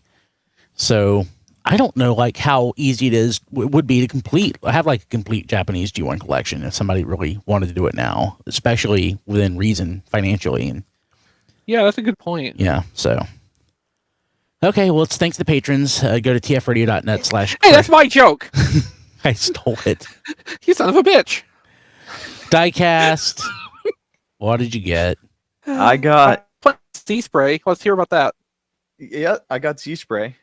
Fans Toys Sea Spray, and it's very nice. It's very simple to transform. But it looks great. It's so much better than their Spindrift 1.0 model. Dawn, why don't you tell us about it? Yeah, absolutely. I have a lap full of Massey right now, so I'm really not. I have to be on guard for Massey attacks. Did get something else before I get into the big thing. I got Autobot Dino. So he's. Whoops. There went Make Toys. Oh, Massey attack.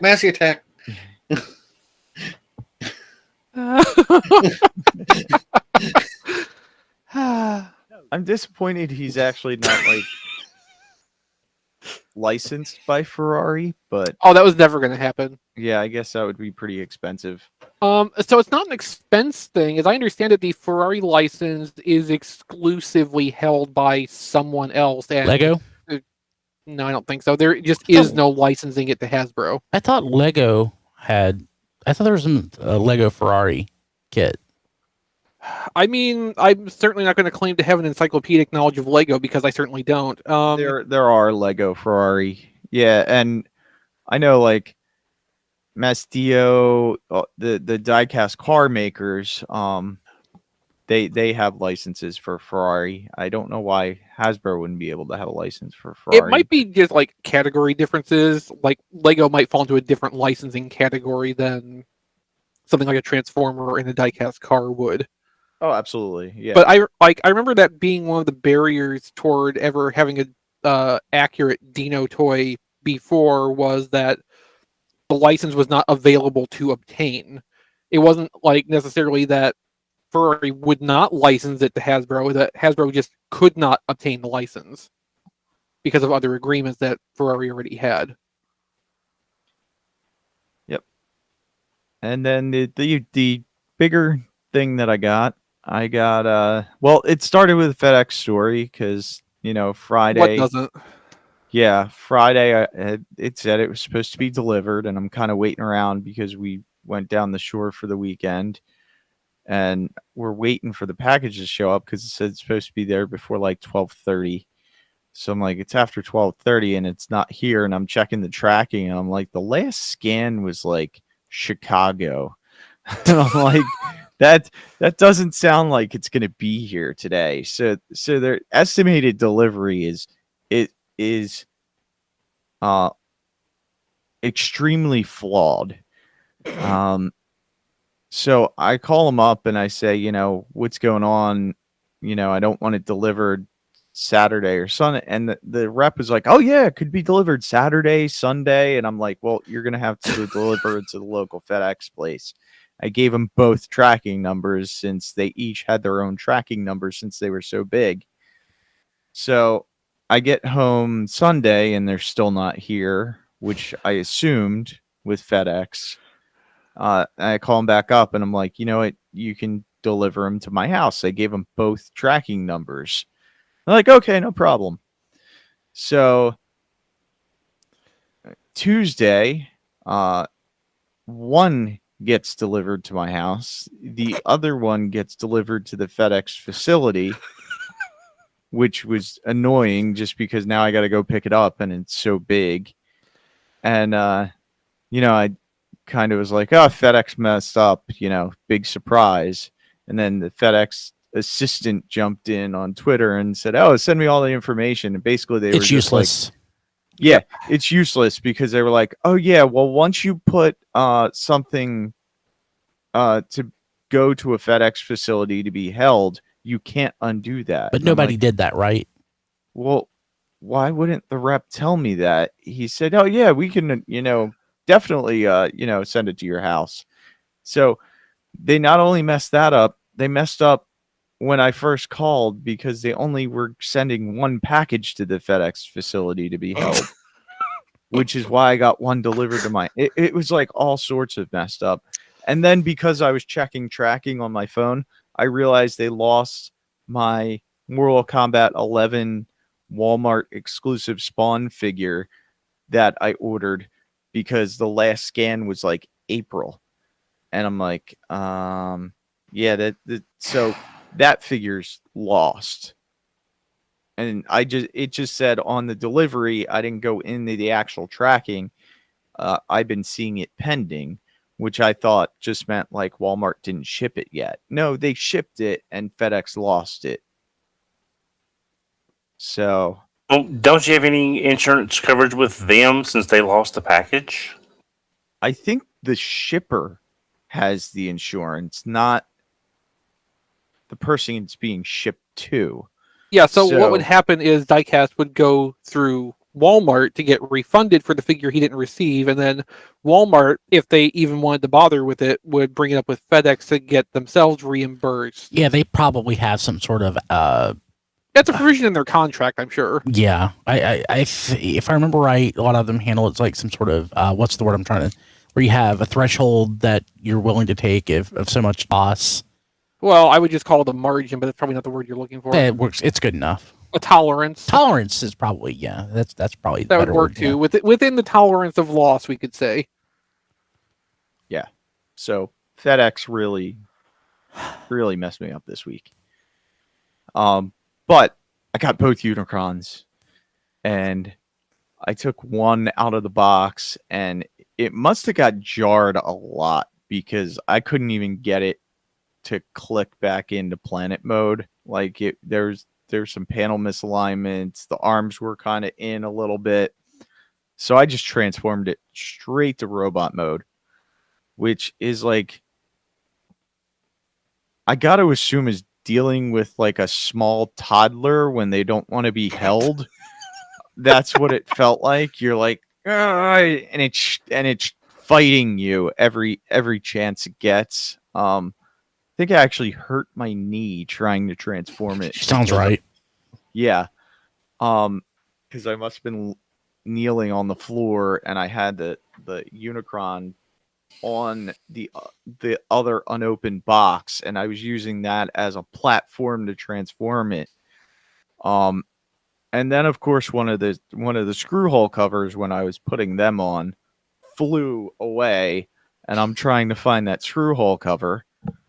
I still have like 3 or 4 screw hole covers where I don't know where they go. They don't go on the arms. Don, did you do your screw hole covers yet? They go on the I- mandibles. I haven't done anything Ah. other than assemble it and sit it on planet mode. I am not comfortable transforming. I've had him for almost a month now, maybe a little bit more, and I am Long, just you've had it longer than I have, and I've had it for over a month. yeah. I'm scared. I'll be honest. I am very scared to transform my transforming Mhm. robot.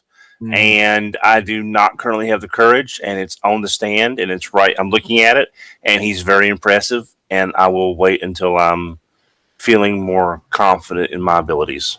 And I think John pointed this out. The shoulders, the way they have to click in and lock everything in and tab, is not a great feeling. It scares me, to be honest. Mhm.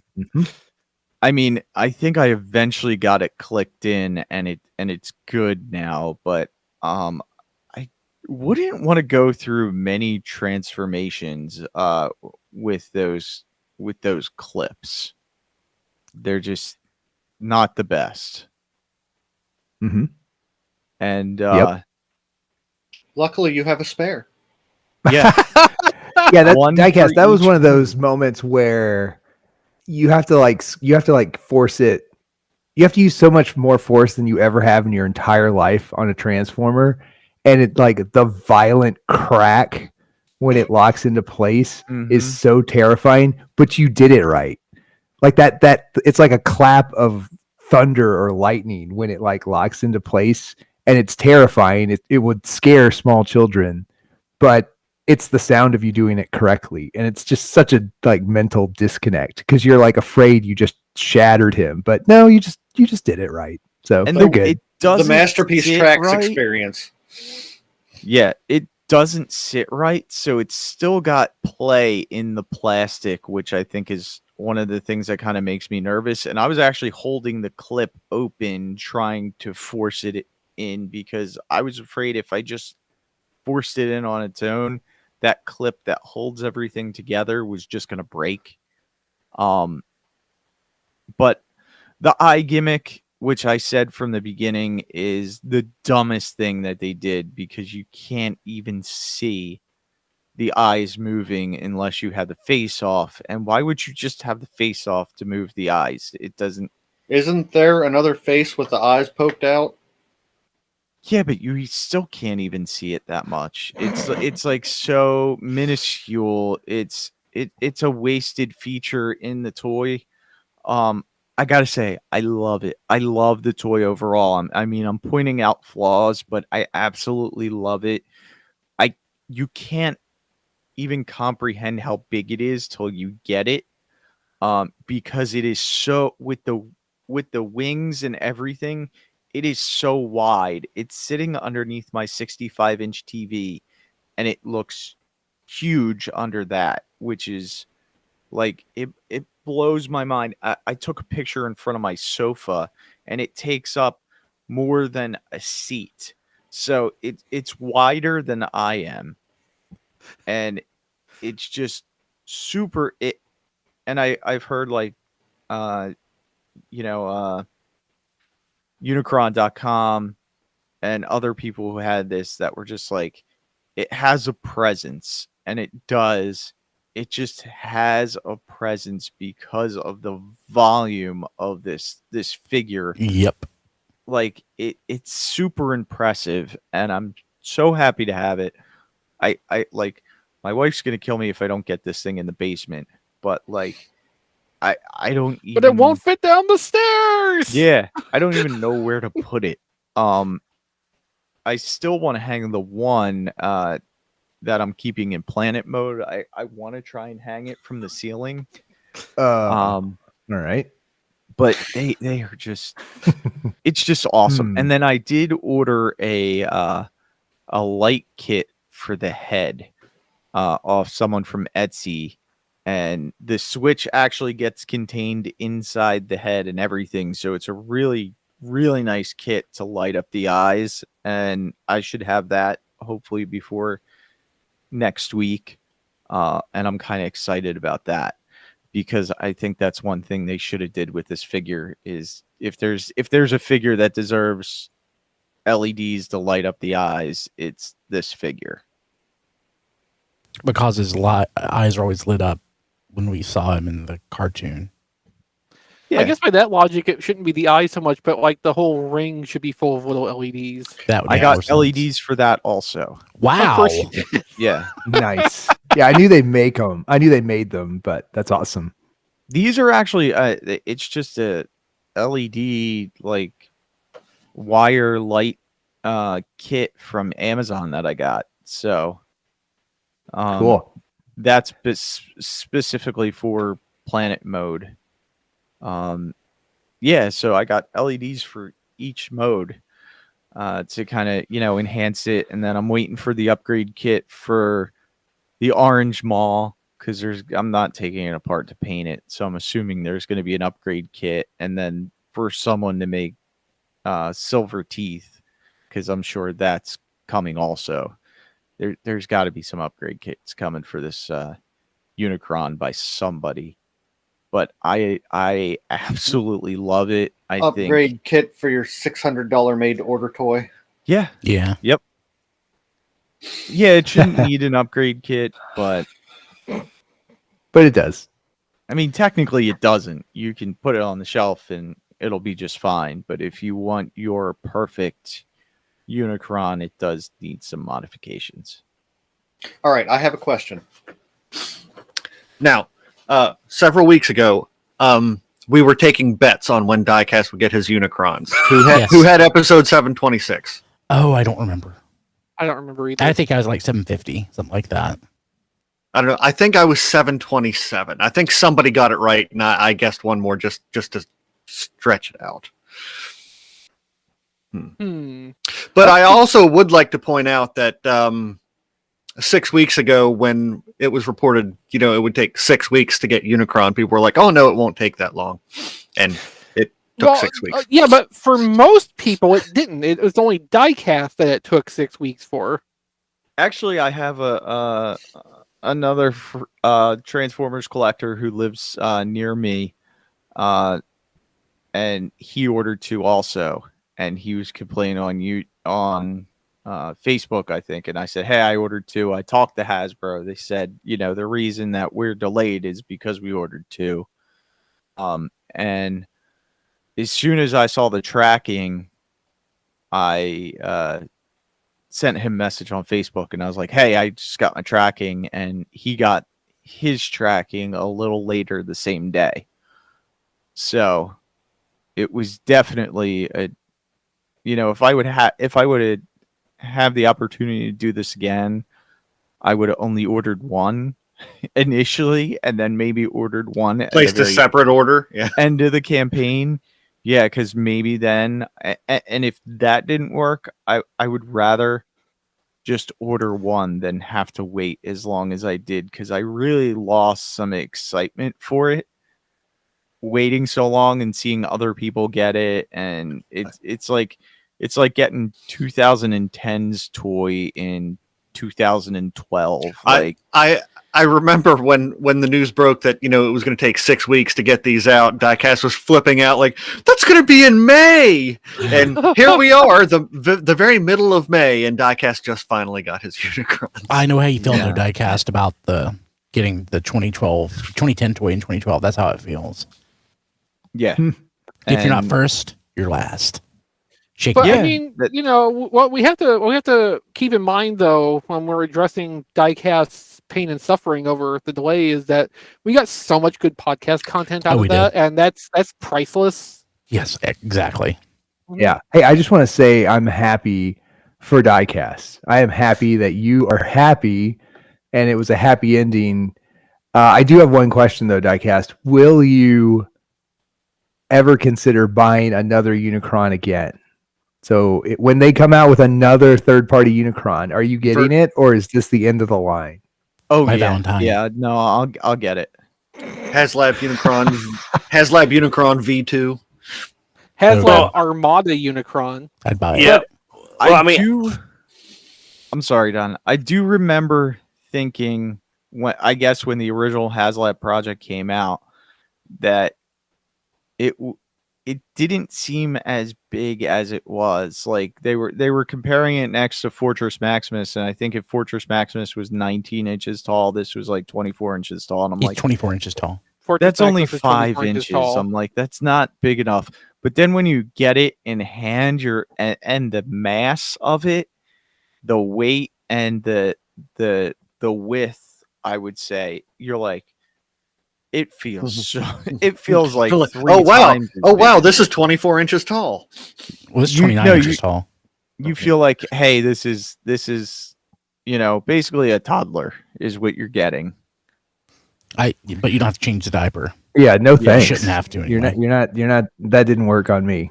well, Uh, well, they've said that this will not be. Again, this is what they've said.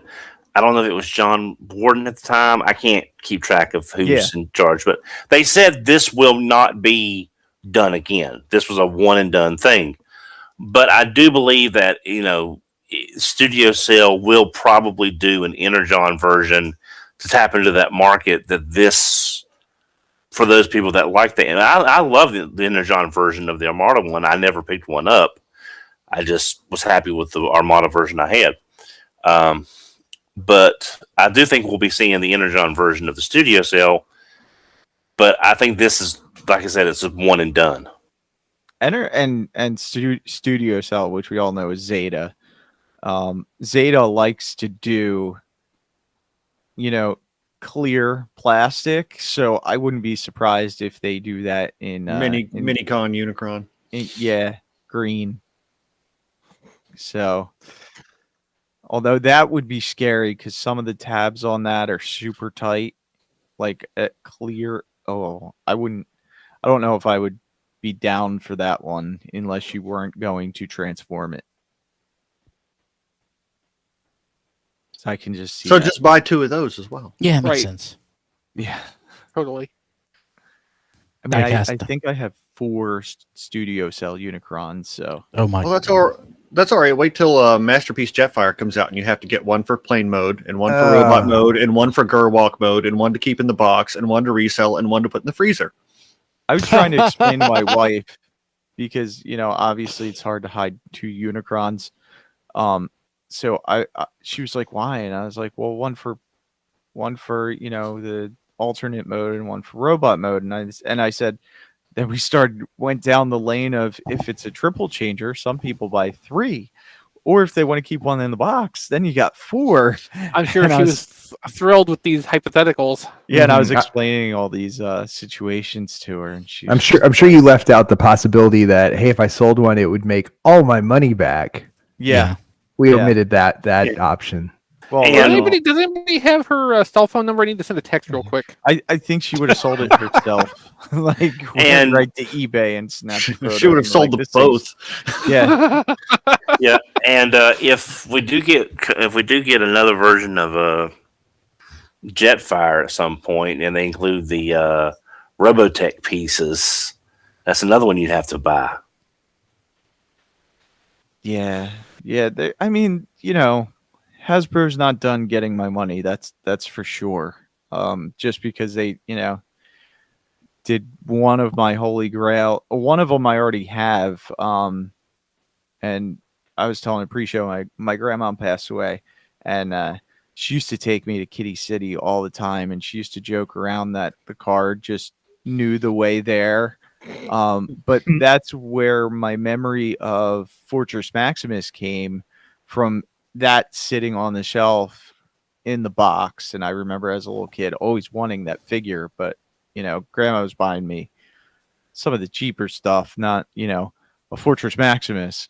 So Fortress Maximus was one of my holy grails, and to get that reissued was like absolutely amazing for me.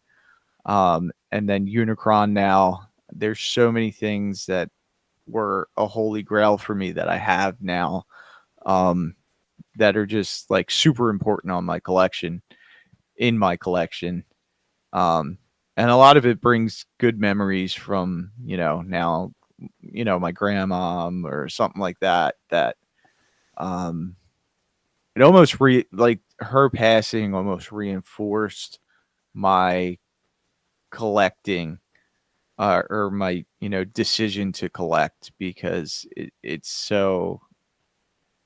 really makes me feel good. I have this really warm feeling right now from my collection. Cool. Well, I don't think anyone has given you more crap over this than me. So I really am happy. I really am happy that you're happy with it. So Yeah. Cool. Hey, anything else, Diecast? No, that's it. So real quick, I have a semi real time redaction. So at the beginning of the show, I made a joke about how I would give my cat Tylenol and call it a day.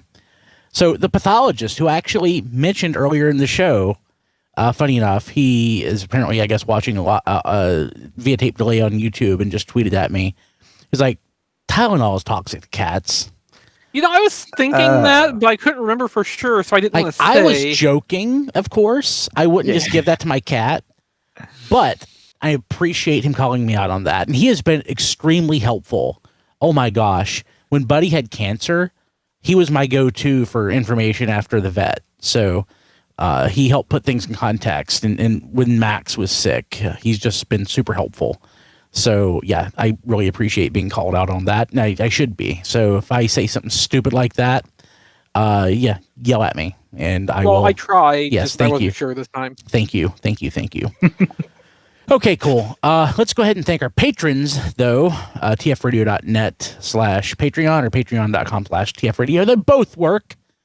We put out a lot of content for our patrons. I don't always do it when I need to do it. So like today, there are 3 podcasts posted. So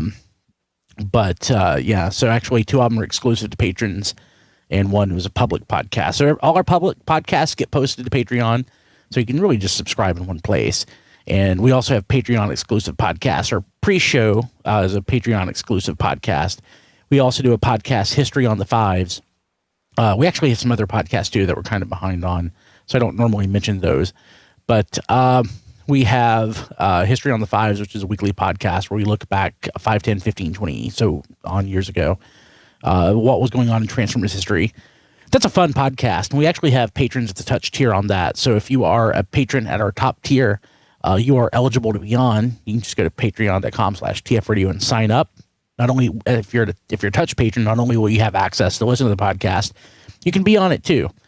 Just let me know, and that you want to be on, and we'll hook you up.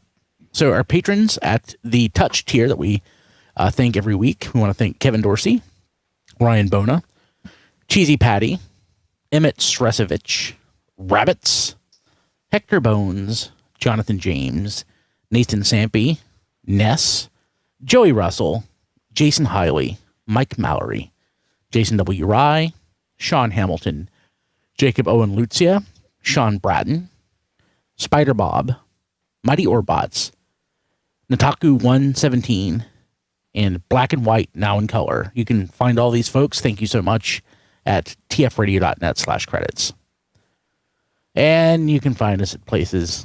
Rob Springer's at Robo Rob Springer on Twitter and at zonebase.org. You can find us at TF Radio on Twitter, and TF Podcasts on Instagram, facebook.com/TF Radio. I created a TikTok and I haven't posted anything to it. I don't know what that is. Yeah, you need to do some stupid viral food life hack things. Yeah. Those are like all the rage right now. Yeah, and I do literally mean rage. Yeah. So actually a couple things. So on the Twitch, we are. What is it? TF Podcast on Twitch? I think forget. so. That was TF Radio. It's a TF Radio. Okay, so I don't know.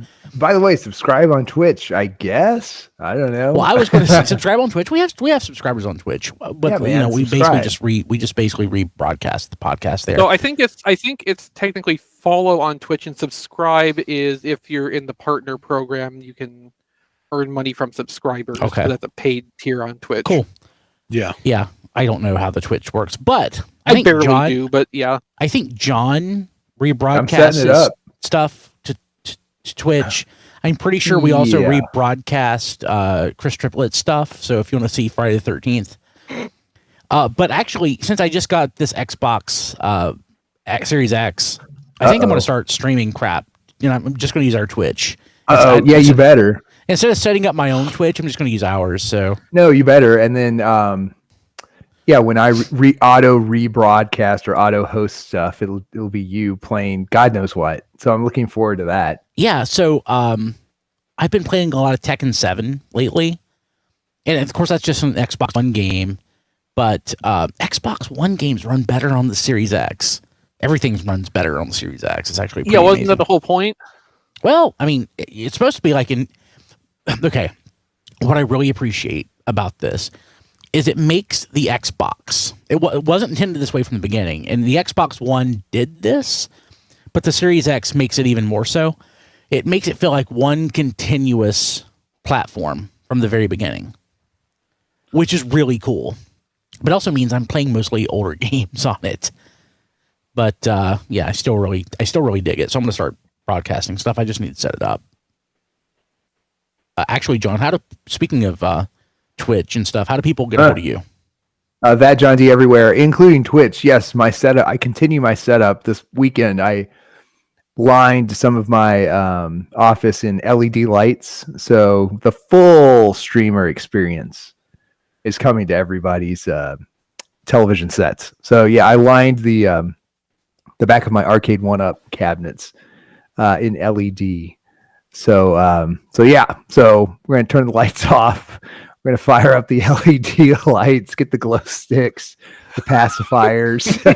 We're gonna turn on the dubstep, go full 2017 on you for sure at some point. That's cool. Let's see here, Don. I can be reached on Twitter at HMRC, the number 4 EVR. Chris. You can find my toy photography at playwithphotography.com. Also on social media on Instagram at playwithphotography or at playwithphotos on Twitter, which again, I've got a couple pictures up of the Unite Warriors EX Grand Scourge that I just got a couple days ago. Very nice pictures. I'm happy with how they turned out, and I really like that toy. I like that. The background looks good.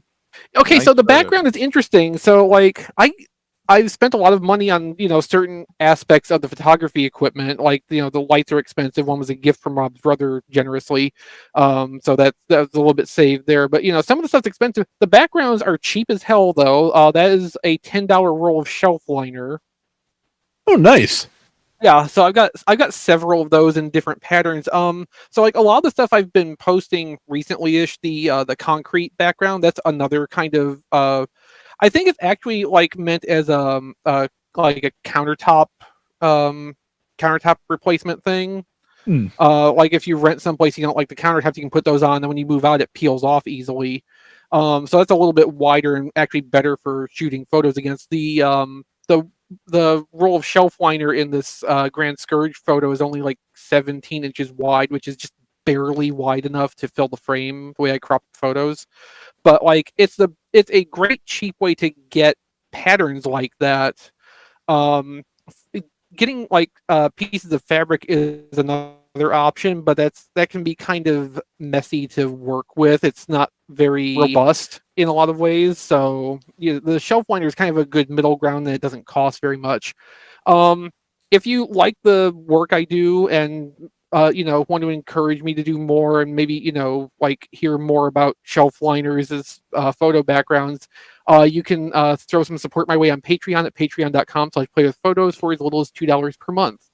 I'm personally on Twitter at ChrisRTXV, and I have an Amazon wish list at tfradio.net/ChrisList, and any purchases made through that not only send something cool and fun my way, but also give back a little bit to the show to keep the operations running.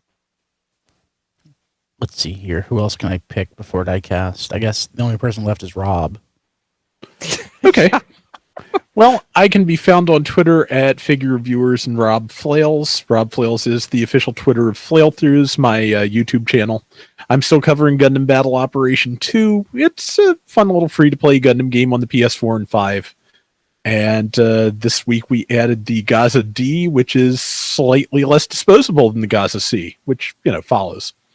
But if you want to check that out, I've got a video with it up already at youtube.com/flailthroughs. If you like what I'm doing there, patreon.com/flailthroughs. And for about the same starting range as Chris's Patreon, you can throw me a couple of bucks, request specific mobile suits, color schemes, things like that. And also there is tfradio.net/playlist, and everything Chris said about his wish list is also true of mine. Cool. Okay, diecast. Oh, you can follow me on Twitter at diecast2. You can like my Facebook page at Reviews by Diecast, and you can see my reviews on tfradio.net/reviews. I also have an Amazon wish list at tfradio.net/diecast list. I think I updated some stuff, and I think there's some people in here who put some stuff on my list when I wasn't here. Did you take that off? No, I didn't take anything off. Really? Yeah. You're just encouraging him. Let's see what I can add that'll make him take it off. But yeah, that's pretty much everything. Cool. Okay. Well, congratulations, diecast. Thank you. Glad it finally happened. Sorry you're disappointed. I'm not. It only took 4 years? Yeah, they tried to disappoint me as much as they could by changing things and by making me wait, and after all their efforts to disappoint me, I'm still somewhat satisfied. That's Great. That's wonderful. Okay. We'll see you guys next week. Have a good one. Bye, everybody. Okay.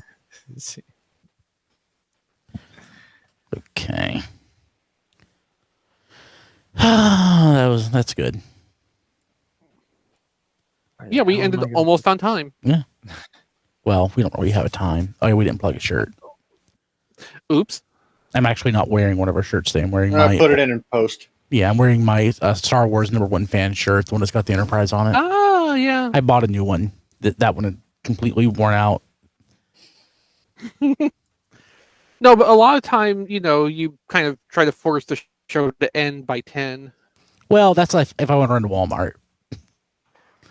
But we've been pretty consistent. Yeah. I don't want to run to Walmart right now. I try to keep the show in the show at 9:30, so it's like an hour. That hasn't happened in years. Yeah, it's been close. Gosh, it hasn't been. Well, I mean, it was years ago, but we sometimes had a hard time making it an hour. That's rare though.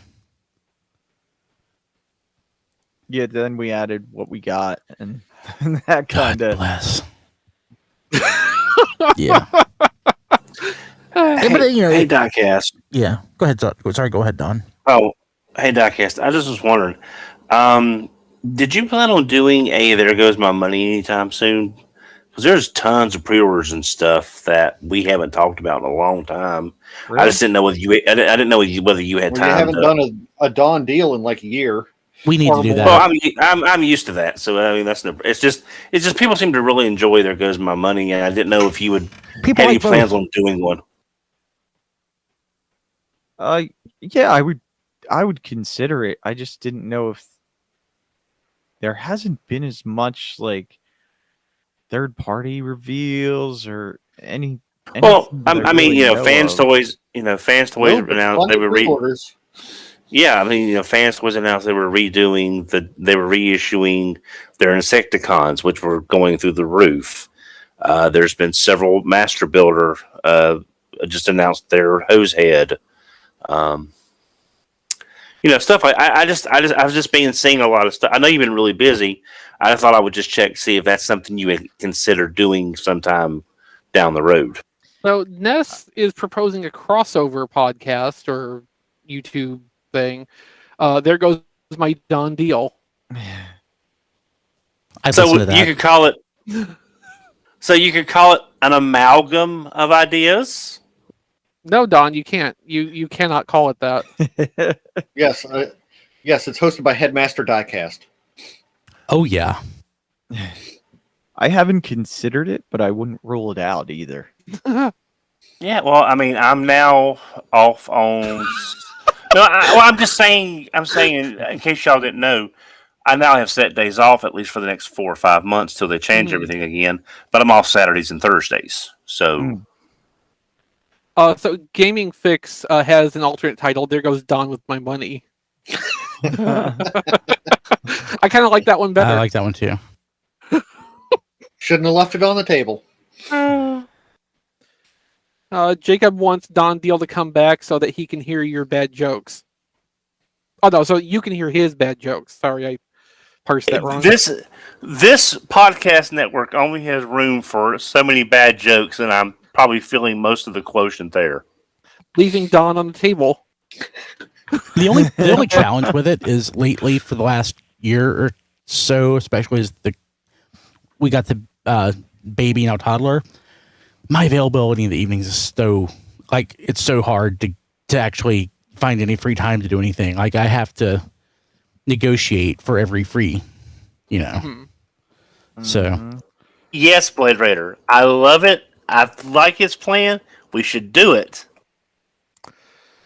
No, unfortunately, I hold exclusive rights to that one episode of podcasting, so you will not be able to produce a show with that title. I'll just go third party and do it. So with That TFYLP, one, yeah, that one episode of Galaxy Quest. you'll go back to TFYLP and do it that way, like we used to, basically. Just change the spelling of the that one episode. If he spells it with a 1 or like 1. Oh, They're really, and then- they're really, and then they're really episode brazen one. third-party naming. Yeah, and then episode is with a Y. No, it makes sense. And the reason, and what I said about third party, it's absolutely not a knock against TFYLP. It's the whole thing where Don would, be there first, tell all his stuff first, and then we got his hot take, We got the scraps, the scraps, yeah. I mean, I did just ship a bunch of stuff from Taobao, but a bunch of it is like I'm getting in on the reissue Gigapower dinosaurs because I'm like, why not? So, if you're watching the video, but actually this is not a podcast, but for scale, you want to see how big MODOK is compared to Artfire? Yeah, he's surprisingly chunky. large. Yeah. That seems Yeah, like it did would be his comparable legs to move? the old Build-A-Figure. I don't think I've ever seen the old Build-A-Figure in person. Also, G1 toys are tiny. That's another thing. Yeah. Wonder what that was. It just fell down back there. Anyway, I know this doesn't help a ton, but Leaving Build Miracle Figure Whip on the MODOK. table. Oh, nice. Oh, yeah. That looks way better than this. Well, Toy Biz sometimes got it right. Wait, that's Dusty. Well, it's old. Yeah. Like me. Yeah. But No, but seriously, what fell down back there when I picked this up? I gotta say, I particularly love the box for that MODOK, that new Legends MODOK. The packaging's super nice. yes, it's really nice. It's gonna be sad when I throw it away. Ah, you I'll throw it away right now. guys are monsters.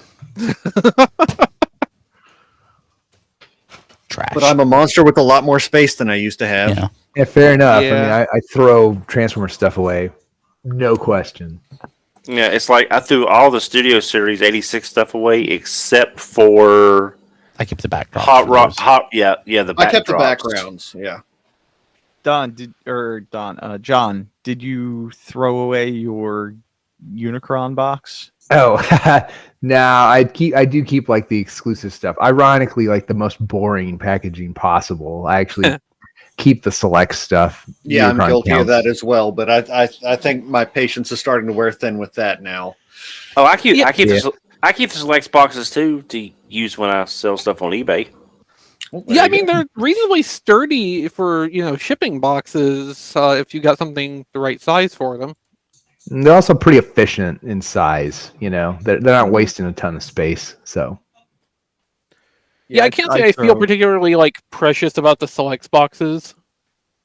Like in general, I am guilty of that whole thing with the exclusive packaging, but like Yeah. the selects boxes don't really trigger that for me. There's not even any like specific art on them. It doesn't seem like there's that much appeal. Yeah. Yeah, I need to go through and do another packaging purge. Yeah, me too. I've do been need really. to. Go ahead, Matt. Oh, I was gonna say I've been really good at just throwing stuff away since I moved a couple years ago, but there is still some stuff that I've hoarded away. I do need Well, to put up welcome the to the Unicron club. box. Yeah, I'm keeping my It's just sitting Unicron here. box. I'm keeping it, but it's Unicron's just going sitting back here. into it. Oh yes. Rim Can't shot. put that back in the box. Yeah, I can. He should. It's still in planet mode, right? Yeah. Oh yeah, man. That's a slam dunk. Yeah. Uh-huh. Put that son of a bitch back in the box. Yes, slam dunk it back into the box. Yeah. That's blasphemy. Now, I said it last week. I want to put him back in planet mode. I like that actually a lot better. I just don't want to put myself through that again. It seems I'm like it stuck. would be tougher to get it into planet mode than it was to get it out of planet mode. It would That's have for to sure. be, I all those cannot imagine. panels. Oh, Yeah, no, I 'cause cannot you're, imagine. You're turning it into a sphere. A Yeah. sphere made of panels. That just sounds terrible. Yeah. Well, it does because I have the Star Wars crossover Darth Vader Death Star, Star. Yes, and this is like that through a magnifying glass of terror. Okay. Well, I guess that's the show. Oh, it's been the show. Yeah, like 15 minutes ago. Oh, are we still recording or no? No. We We're wrapped still a on while air? ago. We're just post showing. We are Oh, still okay. streaming. Yeah, we're still streaming. It's Yeah. bonus content. Bonus. Did you Well- need to declare something diecast off the stream? So I'm gonna have to No, drop here in no. a second myself. I've got to log back in and do some work. Then yes. Okay, people watching live, diecast has something to declare, and I have to log in to do some work. So Good night, everybody. we'll see you later. Take care, everyone. Bye, people. We love you.